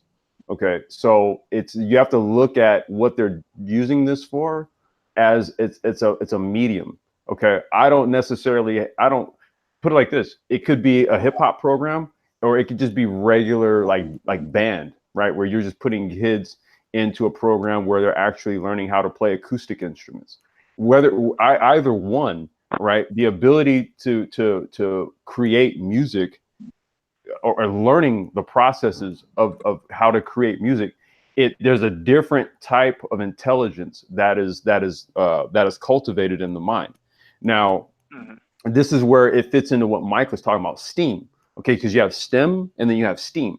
So STEAM is science, technology, engineering, art, and mathematics. Because art is also a science. You see, so in all actuality, if you're using like a studio, for example, right? Now you're teaching children about frequency, about sound, about all of these different things, and again, it's a different type of intelligence that it cultivates in the mind. It's not necessarily just a reading, writing, and arithmetic per se. It's not Complex. just Can I ask you a question though? yeah. Um, from my experience, because I've never said this before. I learned a classical instrument. I was Mhm. in the school orchestra in junior high school. I was in the performing orchestra in junior high school. I played lead violinist in the performing orchestra Mm. in high school. Yeah. I personally cannot see nor can I equate learning music from hip hop to learning classical music. No, I it's don't no, see the no. correlation. Well, no, there's two different. It's two different disciplines because when Mike and I were speaking, this is why we kind of attach this to the STEM discussion, right? Okay. Because with regards to hip hop, it's machine learning, right? So now we're talking about different modes, right? Acoustic instruments versus machines, right? The manipulation of machines. Now, what you're doing is when you're taking a sample of something, right? So let's take skull snaps, right? Let's just use Funky Drummer, right? James Brown, right? That's like one of the most sampled funk songs of all time, right? There's probably hundreds of songs that have an element of Funky Drummer drum break in it. Okay, now all of your acoustics are already in the music that you're using. So what you're now doing is you're repurposing very complex arrangements that were created using acoustic instruments, and now you're putting it into a machine and you're repurposing it and you're adding onto it, you're manipulating it, right? And so that in and of itself is a whole separate discipline, and there's a whole science that goes along with it. So it's a different discipline of music versus like just acoustics. Now I'll tell you this: growing up, I played saxophone. So Tenor, I'm like, tenor, bass, or alto. no, tenor, Nice. right? So just like you, when I was in school, I came up playing. I played flute and saxophone, right? But when I got into high school, then it became DJing became the discipline that I used. DJing and then on into production. Mhm. And what it was an inherent understanding of music that lent to me being able to do what it is that I was able to do later on when I was really like just waist deep into music. Right, but see, classical music, right? A person who comes up through and follows a classical music path also tends to have exposure into the arts, and their mental and emotional track and arc through life. And this may be harsh to say, but it tends to be higher than a person who only follows hip hop. I would have to disagree with that one because hip hop is more of it's a cultural experience. Music is just one part of it, right? So what Mike and I we were referencing earlier. So you're talking about visual art, you're talking about dance art, you're talking about the music in and of itself. There's various components that make it up. Now we reduced hip hop down. Really, what we're talking about is rap, right? Rap music. Rap music is the music that is a part of hip hop culture, right? If we want to really get specific about it, Right. but we're just kind of using general terms here. Um, I would have to disagree with that just simply because of the fact that I was a practitioner of a couple of elements of it. I did my grafting a little bit, but mainly You know, it was like me and my boys, we were all like freestyle dancers and stuff. And I posted a video with some of like my OG homies who are like world renowned dance crew, freestyle, right? And when you look at how they dance to music and stuff like that, it's almost it's the equivalent of freestyle rapping when you're coming off the dome. It's improvisational, right? See, so the ability to improv something, there's no idiot who can. The only thing an idiot can improv is his own idiocy, right, or ignorance, right? But in an artistic or creative context, it takes a highly intelligent person to improv something. Okay, so Good point. this is where I have to kind of push back on that, and I have to say that no, and you know, if we're looking, see, we can't look at it in the modern day context, like literally the rap music that comes out today. You cannot factor that in. You have to look at the whole body of work in terms of rap music. Go ahead, Mark. No, I was just going to say to the article. The article is saying that New York City wants to cut the arts program only out of the black schools, not from the other schools, right? So the schools where white pupils go to, they'll maintain their access, right, and they'll maintain their benefits. But in terms of the black schools, oh no, they don't really need that, right? So back in the day, they were in the '90s. They were having this discussion as well. In Boston, we had something called YGM, which is Young Graffiti Masters, and that platform spun off so many different artists. One of the artists actually worked for Echo Red. He helped design Echo Red, and he's been one of the lead designers there for many years since it started in its inception. So that sort of program leveraged more artists out. You even had other artists, man, who are professional graffiti artists now. They travel around country, throwing up Doing murals and stuff like that. Doing art installations. Yep, throwing up murals and things of that point. nature, and they get paid a handsome amount of money for what they do. You even have now, because back in the day, you used to buy Krylons and Dutch Boys and stuff like that at Home Depot, but now they have a specific can, a brand that or the specific can for graffiti artists now. So the culture has completely forced the market's hand to actually cater to them and not the other way around. Go ahead, Dr. Phoenix. You guys Yeah, made I was going made to a say very that. good point. Yeah, I was going to say to add to that. I'm still of the mind that of what Paul and Wacky World said. I'm still along those lines. And part of the reason is because when you start to look at, and I was gonna go into this initially, but when you do start to look at, because I know the article touched on getting scholarships and stuff like that. Again, I need to push back because most scholarships tend to be in areas of STEM, not necessarily arts per se. Although I have known a few people who've gotten scholarships in arts because I am in the academic world pretty, on a regular basis. But typically the ones I've seen that get scholarships in the arts typically are folks who play classical instruments. But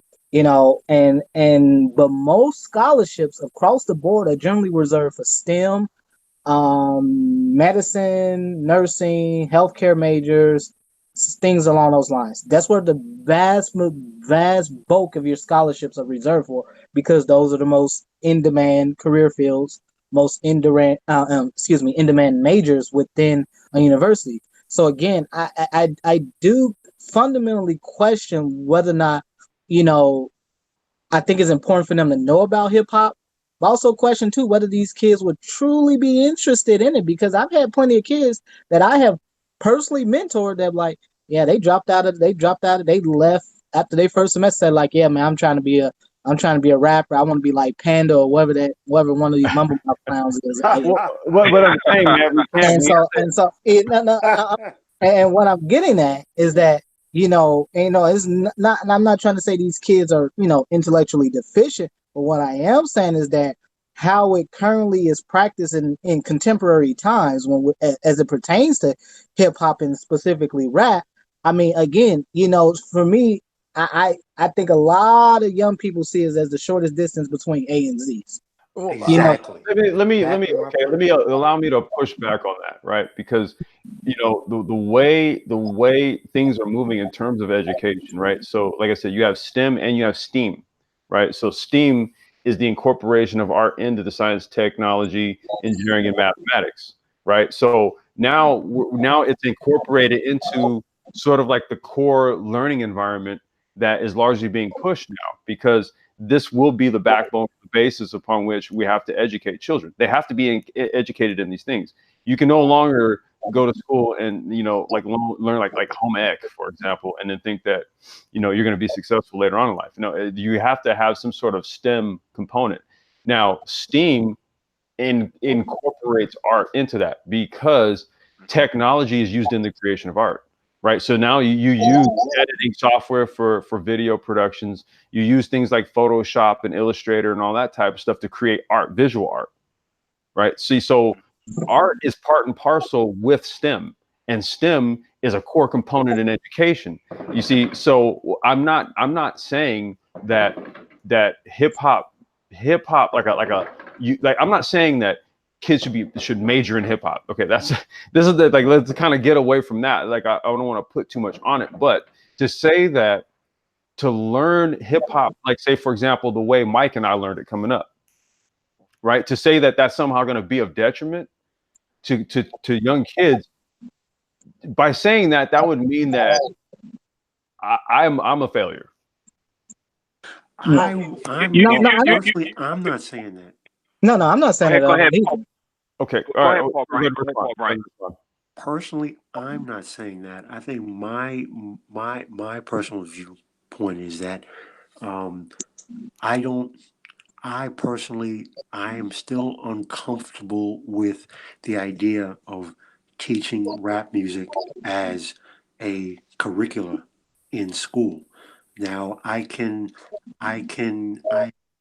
couch, I can couch the teaching coding and the STEM aspect of it, learning the technology, learning the music, learning how to manipulate the technology for the coding and the manipulation and learning of free frequencies, so on and so Yeah. forth, and their technological applications. The stumbling block that I have and the barrier that I have is that okay, these kids are going to learn hip hop in school, and that's what it is. I am of the mindset that in instead of teaching history of hip hop in school, you know, teach coding, teach engineering, teach mathematics, teach music, teach classical arts instead of the history of hip hop. That can be an elective maybe, but yeah, my God. No, I was just going to jump in and say that's a part of the new STEAM process, right? So the idea is that schools adopt this sort of curriculum program, and all that's already embedded into the programs. The problem with New York City, like the article was pointing out, was that if you strip that out of the program, then as a way to save for funding or something like that, it's disingenuous to say that because it should already be incorporated into it. It's a part of the budget. How much money are you really saving by pulling this out, but teaching them all the negative aspects of slavery as if that's bettering them? In fact, it's impacting them even more, according to the article. Right. So in a negative way. So STEAM, it does teach all of these things in a linear format. If you ever been to a STEAM school, they do function in that method of teaching. Yeah, But no, the problem is that these schools don't want to actually pay for it because they don't. The white constituents actually don't benefit from this, right? But the black constituents would. So anything to disrupt the learning aspect from these kids, something that they actually come from, right? I mean, they go home and they listen to it anyway, so why not teach them the origins of it? But you'll teach them the origins of Thomas Jefferson and all these pale faces in the mountain who were responsible for rape and terrorism. You'll teach them that, but you won't teach them all the other aspects of things that really are part of their own culture. It's amazing that they get away with this type of stuff. Go ahead, Doctor. And just Good point.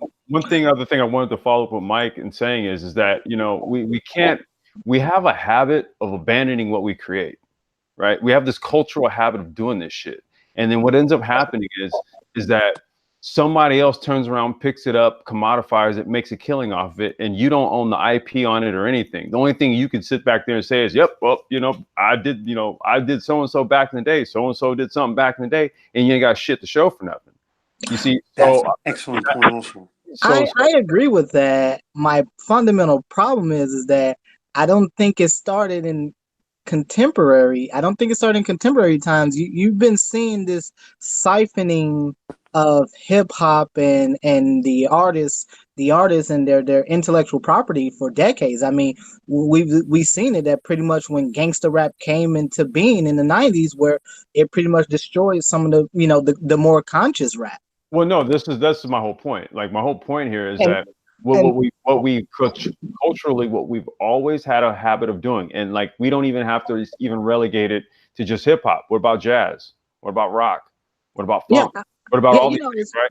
Like, there's no intellectual property, there's no IP, right? That we can claim ownership to, in the truest sense, in meaning that, like, you own the masters to it, like that, right? I Very mean, few I agree people with own that. very few people own their masters. See, so the whole thing is that this what this does, it reintroduces us back into our own creations, right? Like, I mean, we can't really kind of get bogged down into what it is that, these media companies are currently marketing to people, in the form of quote unquote music. That's not necessarily like that. We really shouldn't be looking at it from that level or that angle when we're looking at the creation aspect of it, right? We're getting us more back in tune with what it is that we're the ones that created the shit. So we should actually our kids should be reacclimated to our creations, because we largely abandon what we create. I don't think black. I think black people willingly abandon But the this is things my that whole we. point. What Yeah, I'm saying, no. yeah. And what I'm getting at is Let because them finish complex. Let them finish complex. Okay, yeah, sorry. because part of what I'm seeing is, like, again, like I said, I'm in academia regularly, and so I see this all the time with young black people that come into academia. They leave after a little bit because they say, well, I got dreams of, I see my friend on Instagram, he has his Instagram page, he got 100,000 plus followers, and he's just working on beats. I got this friend, yeah, he's trying to do some mixtape type shit. So again, Because this is, because there's an ignorance of the total structure of business Right. aspect behind it, right? So and they that's only know and that's exactly what I'm getting at. right. They only know 10% of what they need to know, and the rest of the 90% is lost. And I think in incorporating that into the learning curriculum from a soup to nuts is actually going to be more beneficial for them coming out of it than what you're speaking of, right? Yeah, and that's exactly my point, because this is the fundamental issue. Because for example, at my alma mater, they just rebuilt their business school, and their business school got renamed as a school of entrepreneurship. And again, Hmm. if you're gonna have these folks who are legends in the game that are coming in that want to spearhead this program in New York, but they're not teaching them the side of entrepreneurship and ownership, how to be the producer, how to be the guy on the other side of that damn mic. That's what I fundamentally have a problem with. Because again, if we're just teaching children to be talent is a dime a dozen. I Hmm. mean, Exactly. But That, and, that and my and again, if all we're just teaching, and I have this problem too, even in healthcare, because I talk with physicians, I talk with nurses and stuff like that, and I talk with them. Okay, well, how can we all get together and create a clinic? I work with white folks all the time I currently rotate through a wound care and vascular medicine, regenerative medicine clinic every Tuesday and Wednesday. I rotate through there, and I'm telling you, the whole clinic is operated as white folks. I'm the only black person in there, period. The only black Hmm. person in there. Everybody in there have known each other for at least minimum 6 years. Many of them known each other for decades, because the physician knew the nurses in there, because when they used to work with the nurses, when they started their own practice, they poached the nurses off from some of the big healthcare networks here in Milwaukee. Why? Because they know them. They have a good relationship with them. One of the physicians I work with, his wife is a nurse practitioner. He co-owns the clinic with one physician who's an interventional radiologist and his brother who left clinical medicine to do management, to do healthcare management, and he runs the clinic. But all of them all have this interpersonal relationship where they've all known each other, related through marriage, whatever, friendship or work partnerships or whatever. And again, when I go into in healthcare, when I have these conversations with other Black folks in healthcare, this doesn't happen, man. And so Yeah. to bring this back around to the whole hip hop education piece is that I am totally fine with that. I am 100% okay with Black kids learning about the history of hip hop and reintroducing them and reacclimating them to hip hop. My fundamental problem is that they only teach them about being the talent and never about being the guy behind the scenes. But I think, Being a producer. I mean, we see this all the time. Black, guys doing 360 deals. I mean, we've heard the stories out of the 90s, all these damn groups coming out of the 90s, these artists coming out of the 90s, then got wholesale screwed over out of tons of money, don't own their masters. Everything is owned by white folks from top to bottom. Well, okay, I got to push back on that one. I got to push back on that because, we're kind of, what we're doing here is that again, if we're going to abandon what we create, then that means that we don't actually take on the mantle of basically culturing it and making it into a matured end culture product, right? That's what we have not done. Okay. Now, my pushback is this. Okay. I did just that. I have a label. My music is on my page. It's a catalog that's comprised of maybe like about 10 years worth of creations. We own all the masters.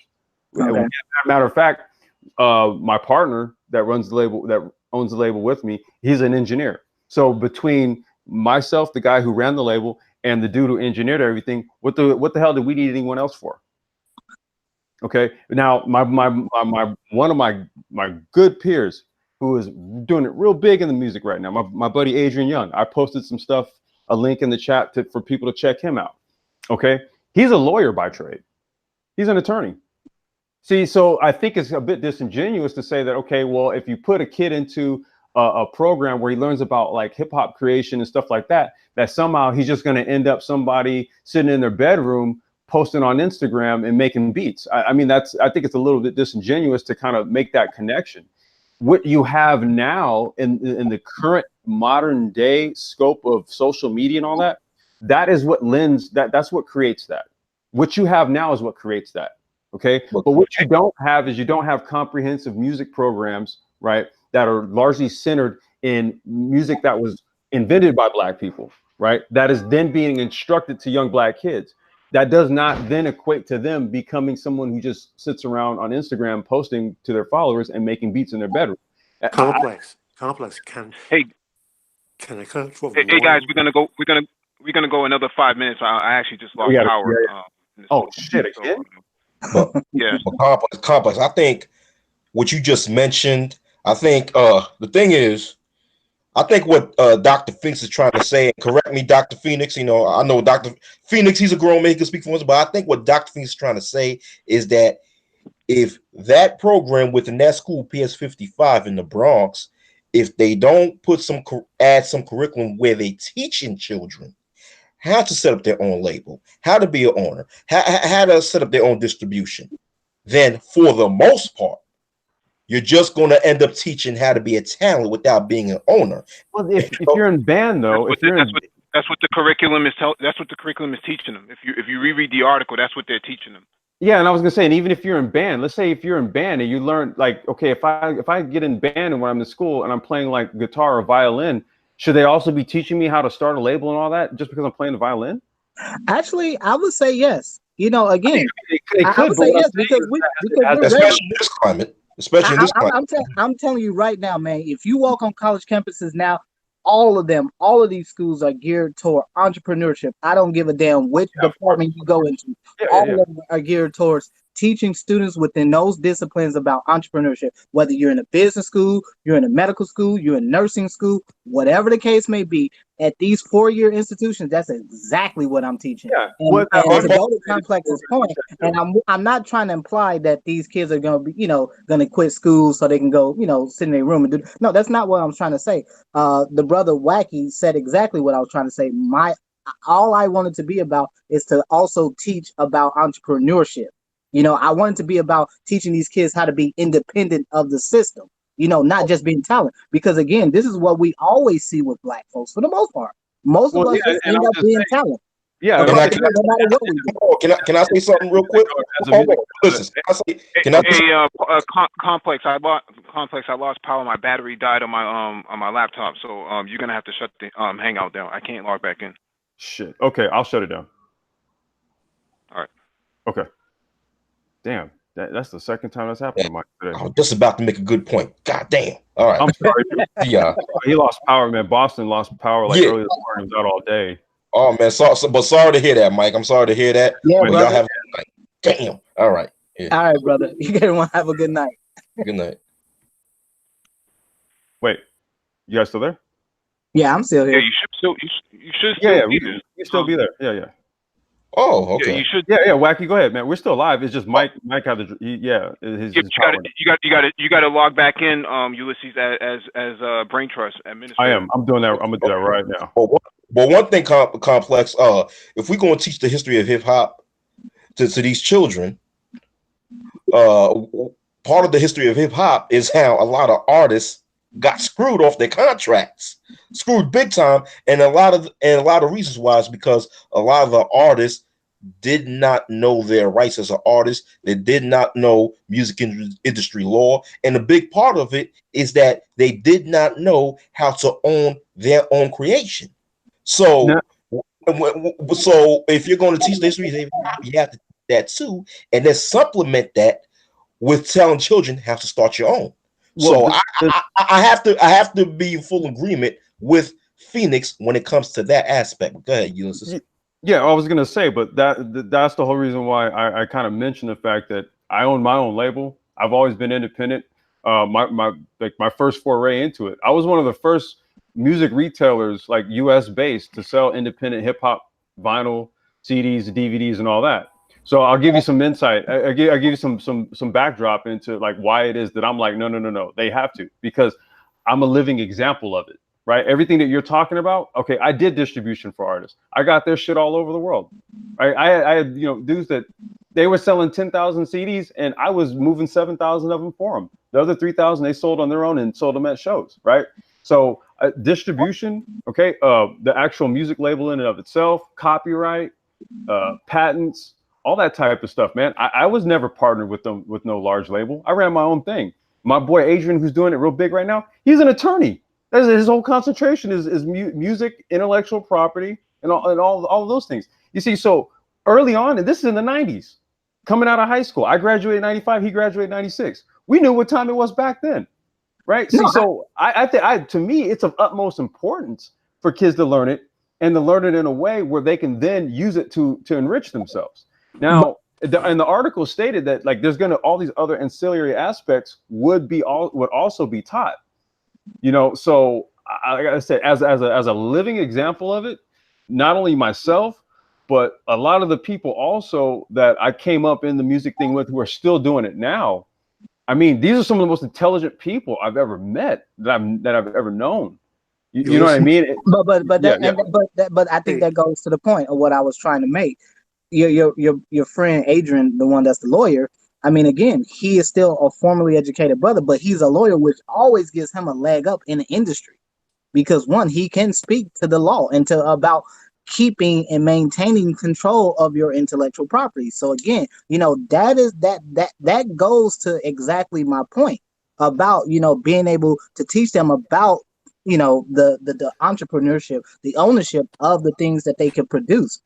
So again, I am 100% for it, but I'm also saying too, part of that is also too in the real world, man. I mean, you're not going to necessarily have that crutch. Everyone is not going to be an artist. No, of course not.